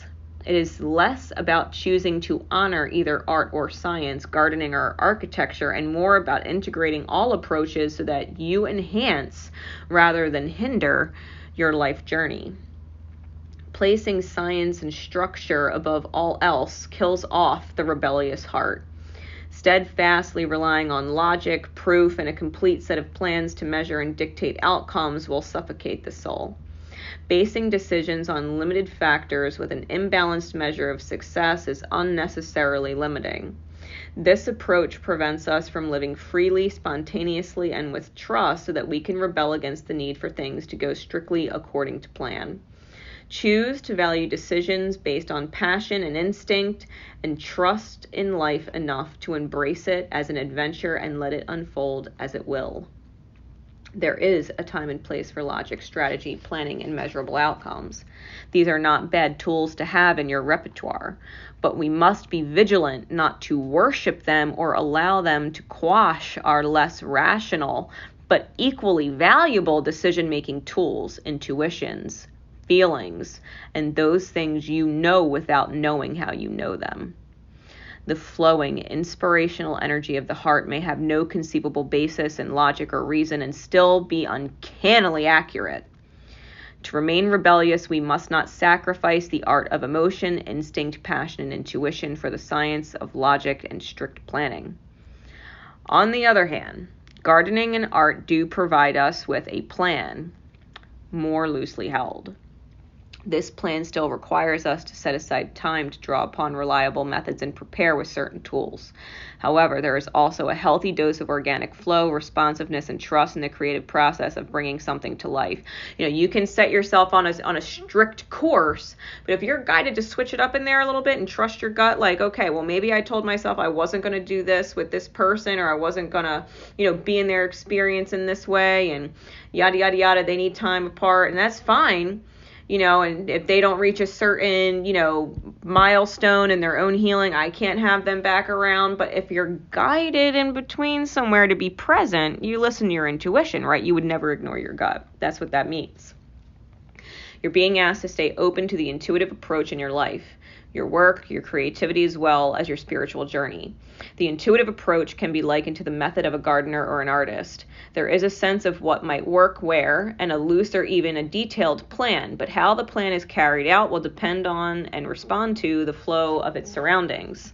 There is no need to control the situation, but rather a desire to nurture an idea to fruition, right? To nurture an idea to fruition. That's like that little time clock spinning on the third eye. It's like, you know the vision, it's only a matter of time. You know that you nurture it, and the way you're nurturing it, the way you're inspired and intuitively guided to nurture it, that it will come to fruition. You may have pressures around you from the world or from your own conditioned nature to do things according to the rules, to a deadline, or to accept mainstream views that you need a well thought out plan for success in a commercial venture, blah, blah, blah. However, sometimes the best plan is to do what feels intuitively truthful in the moment and trust that you are being led towards your growth. This oracle brings you a special piece of guidance. You are moving outside of the plan. You are living on the border of what is socially accepted, and this is good. This is fringe-dwelling freedom. Others might not see this about you straight away, as you seem pretty normal, but that secret eccentric streak is just waiting to show itself. And maybe you are an out and proud fringe dweller, completely comfortable with this way of being. Either way, this oracle brings you the message that you now have a chance to live from the heart more deeply and expressively than ever before. It wants you to realize that this is a legitimate, empowered, and creative way to live that honors all of who you are. You can give up forcing or squashing yourself down into a very limited set of so-called desirable qualities like intellectualness and control. If you are yet to relate to this consciously, this oracle brings you further message that you are going to be breaking with tradition. Perhaps not entirely, but at least in a way that is meaningful to you. This requires you to have courage in your convictions and faith in your heart's truth. It will help you and inspire others around you to step out of fear and live more freely and lovingly themselves. Okay? You're a rebel. You're a sacred divine rebel. You got magic in your soul, and you know, I think you just fucking know like you know what the fuck you're doing. Okay? I do. I think you know what the fuck you're doing. You're in your Emperor energy. That's on the top of the deck, and the High Priestess is on the bottom in the back face, which means you've dove deep, you've found your light. You're looking at life experience unfolding the way you've seen it. You've got your two truth keys there, your gold and your silver, your masculine and your feminine. You've reached a certain union point. You have the keys to your truth, and you're looking at the reality it's creating. You're in your Emperor energy. You're manifesting exactly what you want, and you know it. So as we get into the spread, we have the Knight of Wands in the back face clarified by the Ten of Cups, the Page of Coin clarified by the Nine of Wands, the Tower clarified by the Moon, or I'm sorry, that is not the Moon. That is the Death card in the back face. That is the Death card in the back face. And the Ten of Wands in the reverse clarified by the Hanged Man. Now, I feel like you know that you yourself and your own masculine energy are walking right into the storm. I don't think you have a care in the world. I think you're like, bring on the storm, baby. I love the fucking lightning. I love the rain. I love it. Right. I feel like you're fulfilled moving forward, knowing that you might be taking a journey alone for a while. Because you know who your partner is, right? This Ten of Cups. They have this couple has their arms around each other. I think that two people are emotionally supporting each other through the dark night, and I think you might be sending someone off into their storm. Even if they've already been in stormy weather for a while, I feel like you're sending them off into it alone.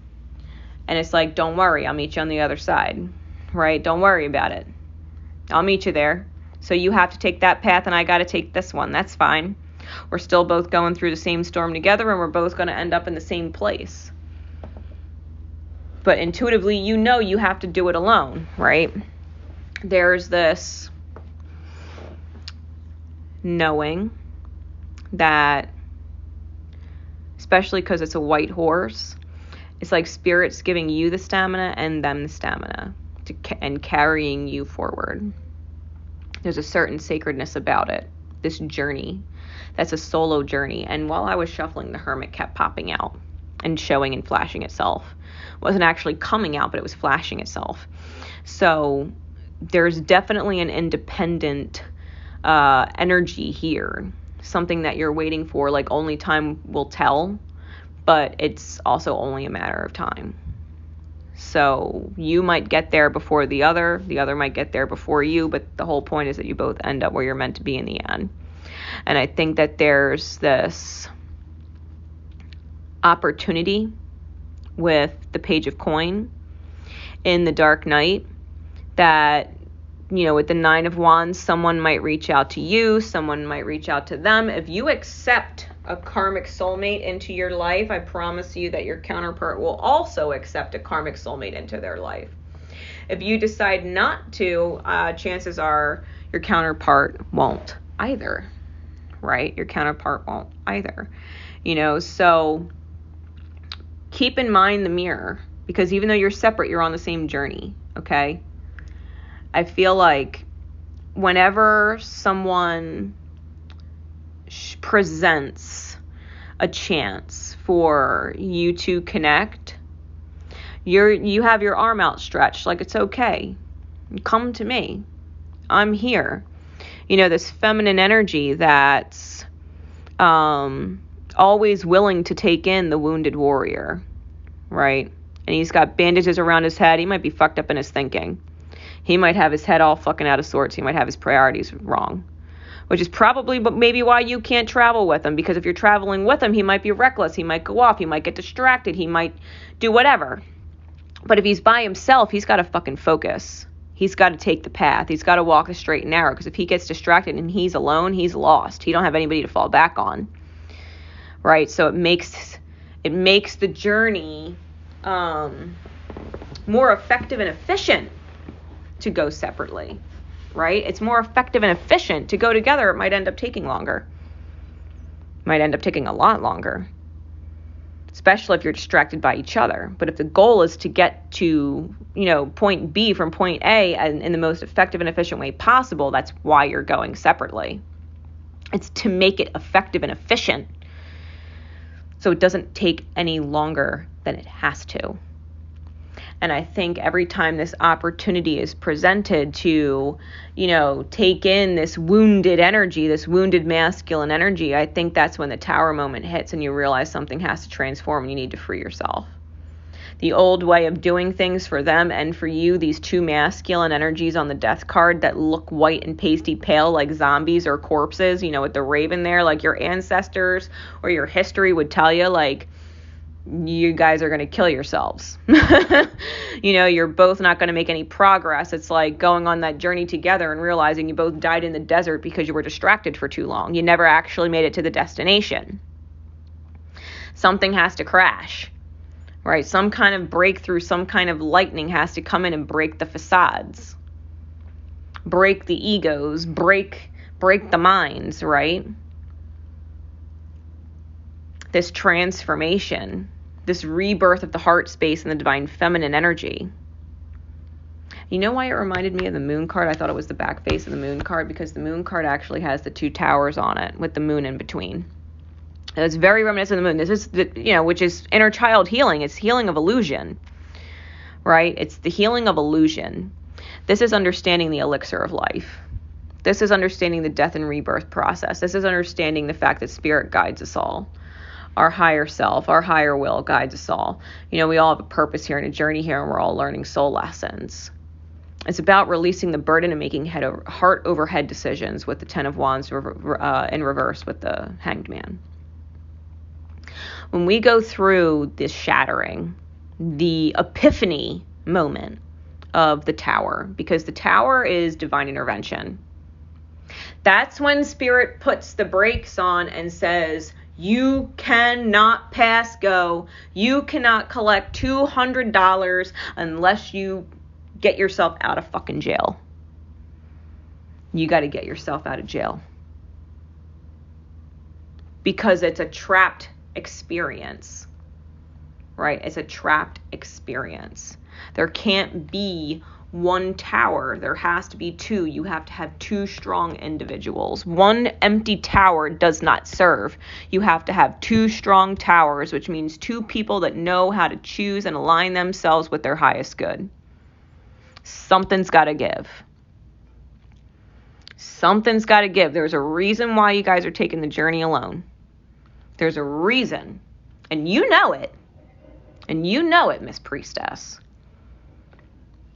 You know that doing it this way allows the burdens to be released. You know that someone is going to start thinking with their heart instead of their head. They're going to start feeling their way through it. There's going to be things that matter more to them than others. Right? They say you can only have one love. You can only have and choose one love. You know, if a person is married to their work and that's their priority, that's their primary love. Everything else, even their partner, comes second. There's always a first love, a priority. So if, you know, and for some people it's addictions. They love their drugs, they love their escape. Until they have this epiphany moment and they start feeling, because you know what? The drugs don't love them back. The escaping doesn't love them back. The escaping and the addictions don't actually nourish them. They feel alone.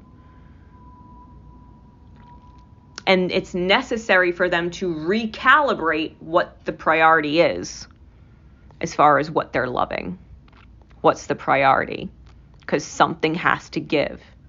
You can't love them both, right?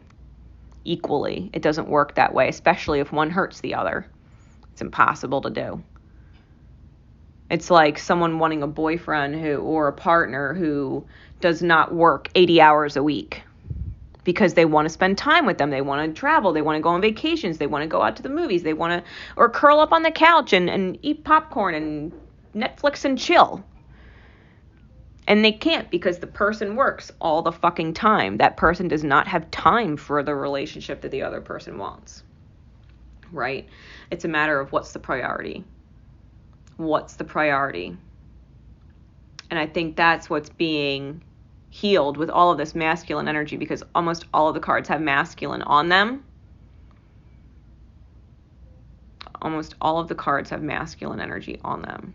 And the Emperor is on top. This is definitely about the masculine energy. You're manifesting, okay? You're manifesting by staying still. It's almost like you sent the person off on their own journey so that they can learn through the path, and you just snap your fingers and you're on the other side where you're meant to be. Like all you had to do was stand still, and Spirit, you opened your eyes and you were there. Spirit, I want to be at the finish line. Okay. Snap the fingers. You open your eyes, you're there.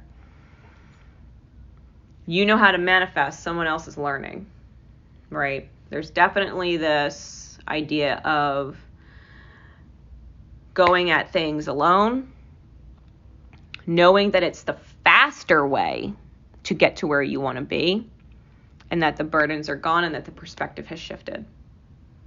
The priorities have shifted. The rebirth has happened because the epiphany hits.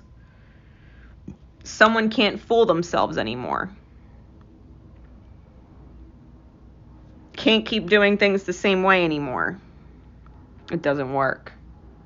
It doesn't actually work. Working half the time is not working. It's not working if it's only working half the time. What the fuck good is half a book if you don't know what the ending is? Seriously, what the fuck good is half a book if you're missing the ending, if you never get to the end?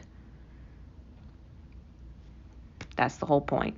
So, you know what to do. You already know what to do.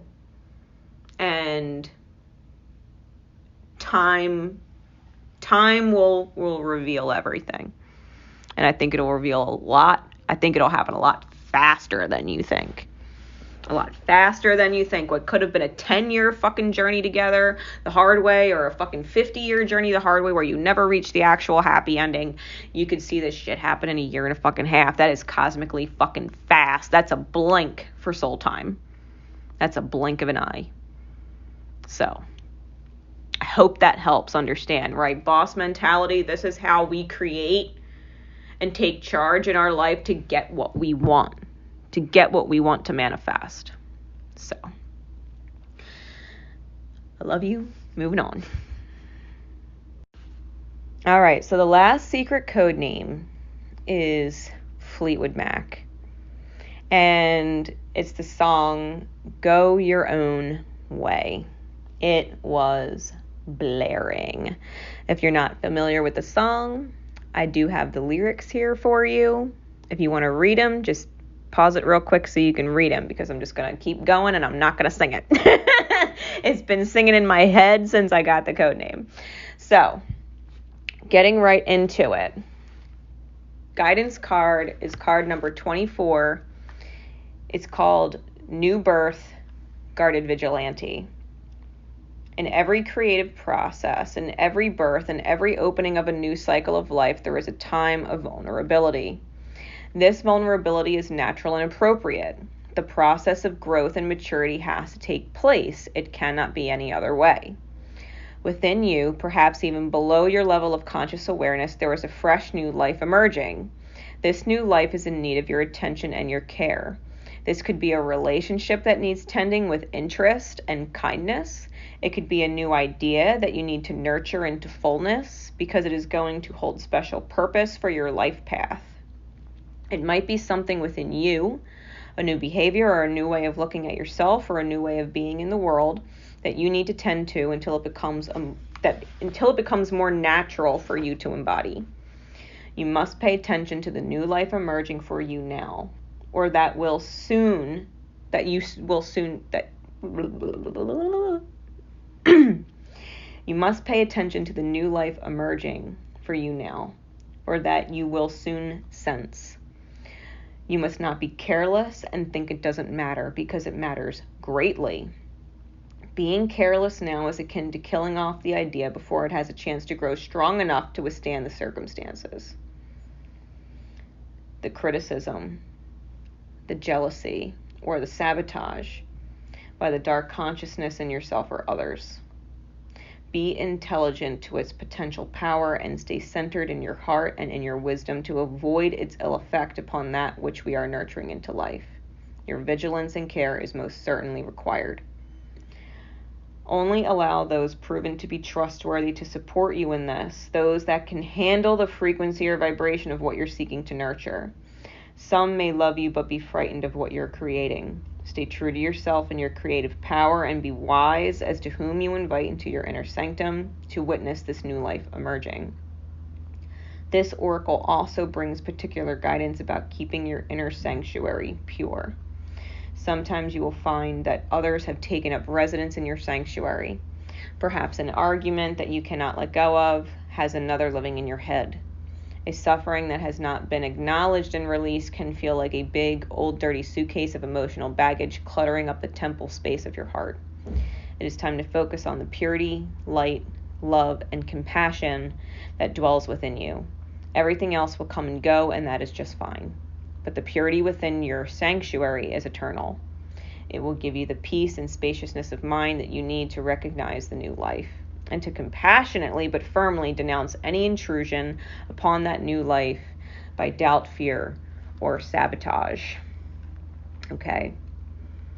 You're going to be going through a big shift, and the big shift's important. In other words, don't revert back to your old ways. Okay? You may have gone through such a process and feel complete.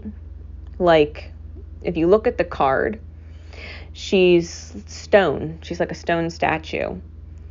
And maybe she felt complete when the statue was completed. She was whole and she was complete in and of herself. But then she was placed in an environment. And in that environment, now there's a butterfly that lands on her shoulder and a vine, a rose vine that is growing in front of her. It's becoming a part of the view of her. To look at the statue and its environment, it is no longer just the statue. It's more beautiful when it becomes a part of its environment, right? To remove the roses, to remove the butterfly, sure, it would still be beautiful, but it's a different kind of beautiful. Instead of just a cold stone statue, there's actual life in it now, growing for it now, enhancing its beauty, giving it a different kind of life. Like, these roses aren't even in bloom yet, but they're a part of her. And when they bloom, she becomes even more beautiful. You know what I mean? It hasn't even started yet. If you think you feel complete and beautiful, it hasn't even started yet. Okay? So with the 8 of coins on the top of the deck and the 7 of swords on the bottom, there's more work to be done. You're lying to yourself if you think you're complete. There's more. It's great you feel complete. Don't get it twisted. It's great you feel complete, but there's more. There's more work to be done. Don't kid yourself. This is not where it ends. This is not where every day becomes redundant and you're living the same beautiful day every day. No, shit is fucking changing. Okay? Shit is changing. Now, getting into the spread, we have the Empress, clarified by the 4 of Cups. We have the 5 of Cups, clarified by the 6 of Swords. Then we have the Ace of Wands, clarified by the Ace of Cups, and then the Ace of Swords, clarified by the Fool. Huge energies. The Empress card, clarified by the 4 of Cups. This Empress, if you were guided to this reading, if secret code name Fleetwood Mac is what you were guided to, the Empress is sometimes a pregnancy card or a fertility card. That's not how I read this Empress in this deck at all. This is a divine feminine energy, a creative energy that knows that what she's birthing is harvest. Okay, she's holding a like a strand of wheatgrass, right?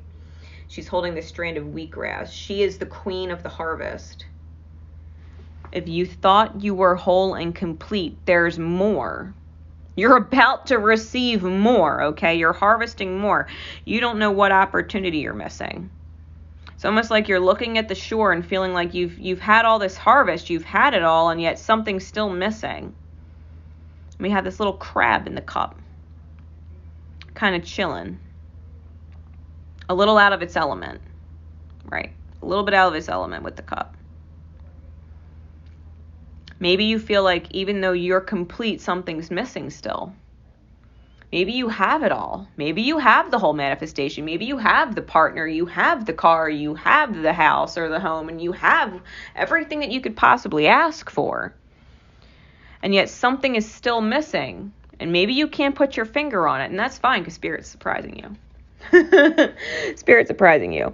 Now, if we look at this Empress card closely, the red flowers on there are poppies. And that red poppy shows back up on the 5 of Cups.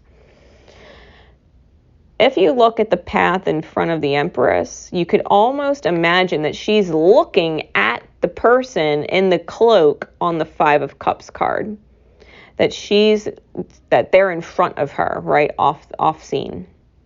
She's looking at them. And there's spilled cups in front of that person, just like there's spilled cups in front of the inner child on the 4 of Cups underneath of her. She understands this person. The Empress is looking right at them, right? Literally looking right at them. The Empress card is looking right at the 5 of Cups.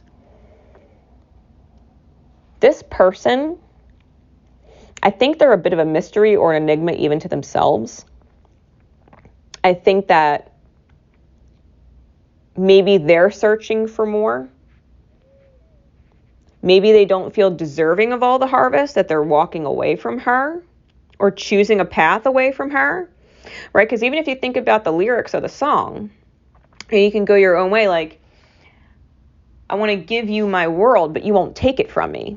You know, how can I? You won't take it from me. The Empress wants to bring this mystery person into the abundance of her energy.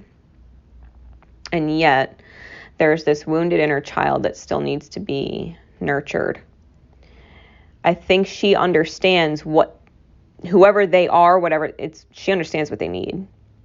They're looking at the spilled cups instead of the upright cups. Or they have a tendency to do that, right? They have a tendency to do that. They can't just accept that life is a blessing and life is full. It's almost like they're always moving forward. They're always taking a step back. Because even the 6 of Swords, you know, even though it's card that traditionally means moving into calmer waters, this specific Six of Swords is moving backwards.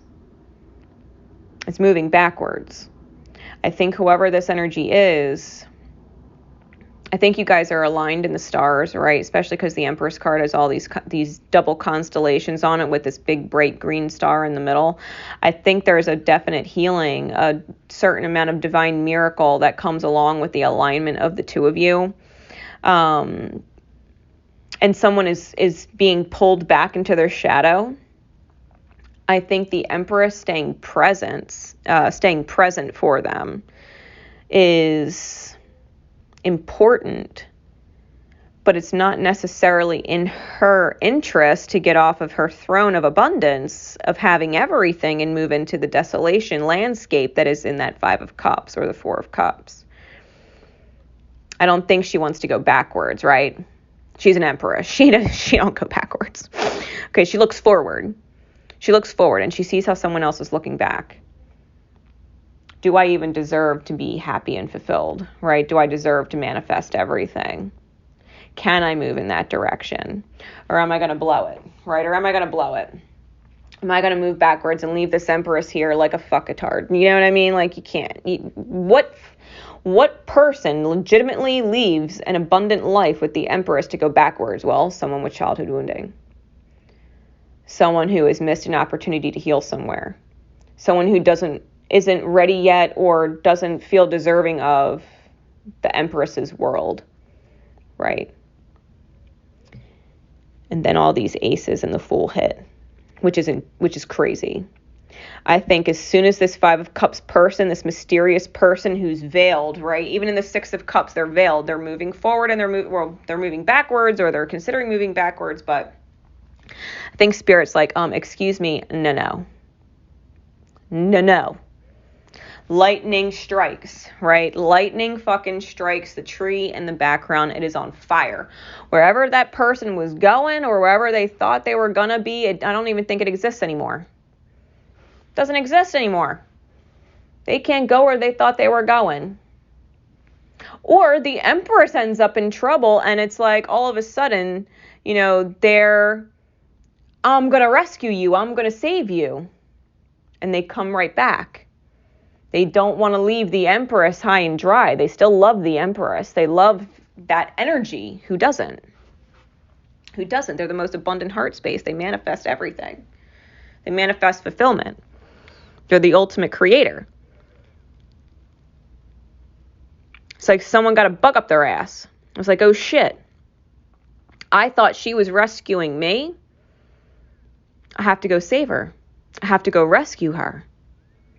And there's the knight in shining armor, right? Clarifying underneath with the Ace of Cups, looking at the goddess, this beautiful Empress who is now the stone, right? The stone feminine in the middle of the fountain.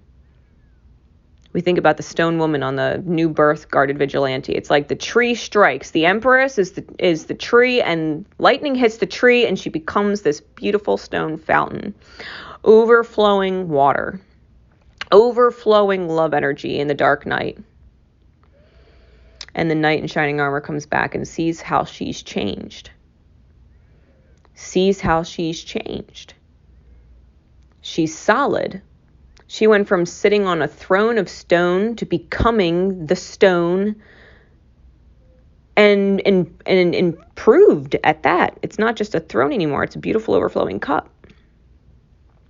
Huge new beginnings.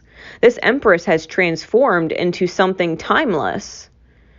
This Empress has transformed into something that's mesmerizing in a whole different kind of way. That people for years and years and years will come to see this fountain. That will come to maybe drink from this fountain or bathe in the healing of this fountain. This is no longer just a person. This Empress is immortalizing herself. She's becoming immortal. She has some crazy legacy, right? She's beyond human. At this point, her purpose is more than just her lifetime. Whatever this Empress was creating is moving into timelessness. Her time here is not limited by her years in her human body anymore. Her life is defined by what she's left behind for everyone to witness. That's the truth. That's the Ace of Swords. That's crowning everything. The reason why this Empress is who she is because her journey is bigger than just her lifetime. Her influence is to last over many lifetimes. So yes, someone wants to go back, that's fine, but something completely shifts for the Empress and she becomes immortal. Metaphorically speaking. And that truth, that allows that wanderer, that faceless wanderer who felt unimportant, who felt like he couldn't show his face, that his face didn't matter. The Empress knew she mattered. She knew that the cloaked person mattered. The cloaked person didn't know they mattered. Try going back into their old shit, and it's like, nope. The Divine said, nope. You're not going back. You're going to become a part of this journey. It's clarified by the Fool. Now the masked figure has taken off the cloak and transformed into the Fool. He's ready to jump. That same crown that is on the Ace of Swords is also at the feet of the Fool. The truth is present. He's taking the biggest leap of faith on himself. For the first time, he has taken off one of the layers. Maybe he's been traveling in all of these cloaked layers for a very long time. It's finally shining. It's finally shining. The truth is setting you free. The path is revealed. Even on this Ace of Swords, you can see there's huge forests on both sides, but right in the center where the arm is kind of coming up with the swords, there's a clearing. It's like a path. It's like a huge path. It's a huge path. It's a wide path. It's a huge path. If you resonated to this reading, it's okay if someone goes their own way for a temporary amount of time. It's fine. It's fine. I think the Empress knows. It's fine. And if you're resonating as the Empress, as the timeless, soul that's moving forward to help more than just your own generation, it's almost like Fleetwood Mac. Like Fleetwood Mac was huge for their time. But even after they're long gone and passed away, people will still be listening to their songs. Their music will affect more than just their lifetime.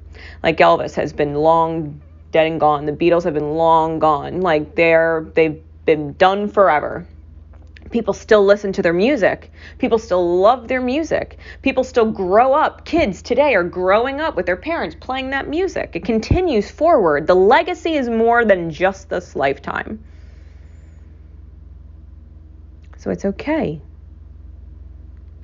It's okay. There's something very important that this Empress is doing. This Empress is more than just the stone statue. She's a part of the environment. She's a destination. She's a destination for others to ooh and awe and experience and resonate with and vibrate with. It's like going into a crystal cave and being like, holy shit, your energy's different after you leave it. When the witnessing of this transformed Empress occurs, other people would leave the experience feeling different. Feeling like they've been touched by some incredible energy because they have. Because they have. This is the journey.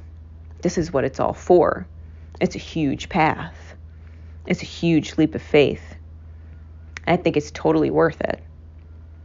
If you're resonating as the Empress and someone is going backwards, that's okay. You just keep doing you, boo, because you got a huge path. Huge. Don't lie to yourself. You got more to experience. You got more to manifest. There's more work to be done. You think this is whole? You think this is complete? Oh, honey, this is just the beginning. Now that you're whole and complete, we got to put you out into the world so that you can mesmerize the world for generations to come, kind of thing. You know what I mean? Trust. Trust. Go your own way. Go your own way. It's a reason why it's your way. Take the path. Take the big path. You'll immortalize yourself.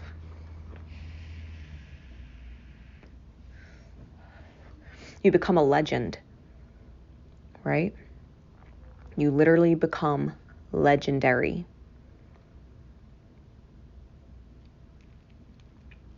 With that said, guys, this wraps up the boss mentality readings for the new moon in Capricorn. I hope they have served you greatly in helping you find the direction of your highest good, manifesting from this moment forward. Until next time, guys, I love you always. Divine Rebel Racy signing out. Love each other. And most importantly, love yourselves. Take care, everyone.